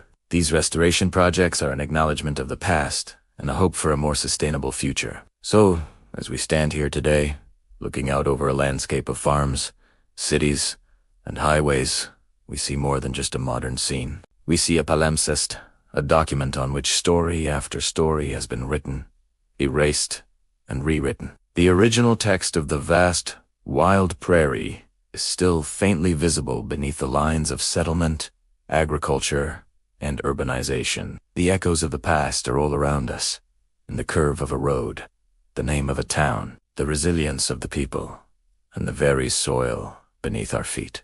The story of the American West is not over. It continues to be written every day by the people who call this place home. They're the inheritors of a complex and often contradictory legacy, one of both incredible opportunity and profound loss. They carry the echoes of the prairie forward, shaping its future, just as the homesteaders shaped its past. The land endures, holding the memories of all who have crossed it, and its story is one that will continue to resonate for generations to come. Thank you so much for joining me on this incredible journey through the history of the American frontier. It's been a privilege to share these stories with you. If you've enjoyed this series, please consider liking this video and subscribing to the channel for more deep dives into the past. We'll see you next time. As we draw the curtains on our journey tonight, let's take a moment to drift back through the echoes of the story we've just shared. We began with a spark of hope, a vision of a future yet unwritten, fueled by the fires of ambition. We walked alongside figures who dared to dream, who reached for the stars, and who believed in the power of their own will to shape destiny. We saw them build, strive, and chase after grand designs, their hearts alight with the promise of what could be. But as with all great tales, the path was not always straight or sunlit. We witnessed the shadows of loss creep in, a poignant reminder of the fragility of dreams and the human heart. We felt the sting of setbacks, the ache of farewells, and the quiet sorrow that follows when something precious is gone forever. These moments were not failures, but the deep, resonant notes in the symphony of our story, adding layers of meaning and a profound sense of reality to the lives we've followed. And then came change, like a river carving its way through a canyon. Change was the constant, irresistible force that reshaped everything. It altered landscapes, both physical and emotional. It tested loyalties, redefined purposes, and forced our characters to adapt or be swept away. We saw how they navigated these shifting tides, sometimes with grace, sometimes with struggle, but always moving forward.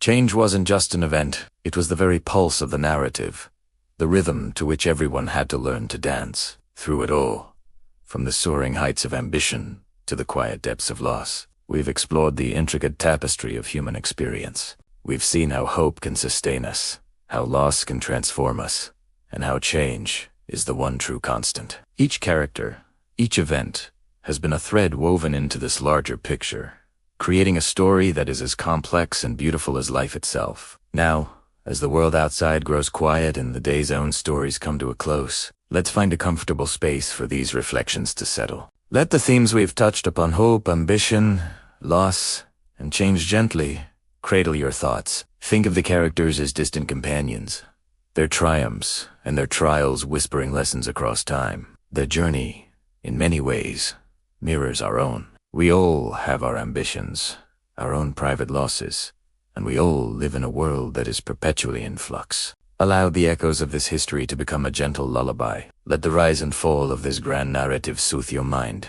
There is a unique comfort in knowing that stories like these have unfolded for centuries, that people have always dreamed, loved, lost, and endured. We are part of that long, unbroken chain. The challenges we face today are not so different from the ones faced by those who came before us. There's a strength to be found in that connection, a sense of belonging to something much larger than ourselves. As you lie here, ready for sleep, imagine the vast expanse of history stretching out behind you. It's not a dusty, forgotten attic, but a living, breathing landscape filled with voices and memories. These aren't ghosts to be feared, but ancestors of spirit, whose experiences have paved the way for our own. Their stories are a gift, a wellspring of wisdom and perspective that we can draw from whenever we need. Let the final thoughts of this chapter be of peace. Peace with the past, with all its glories and its sorrows. Peace with the present, with all its uncertainties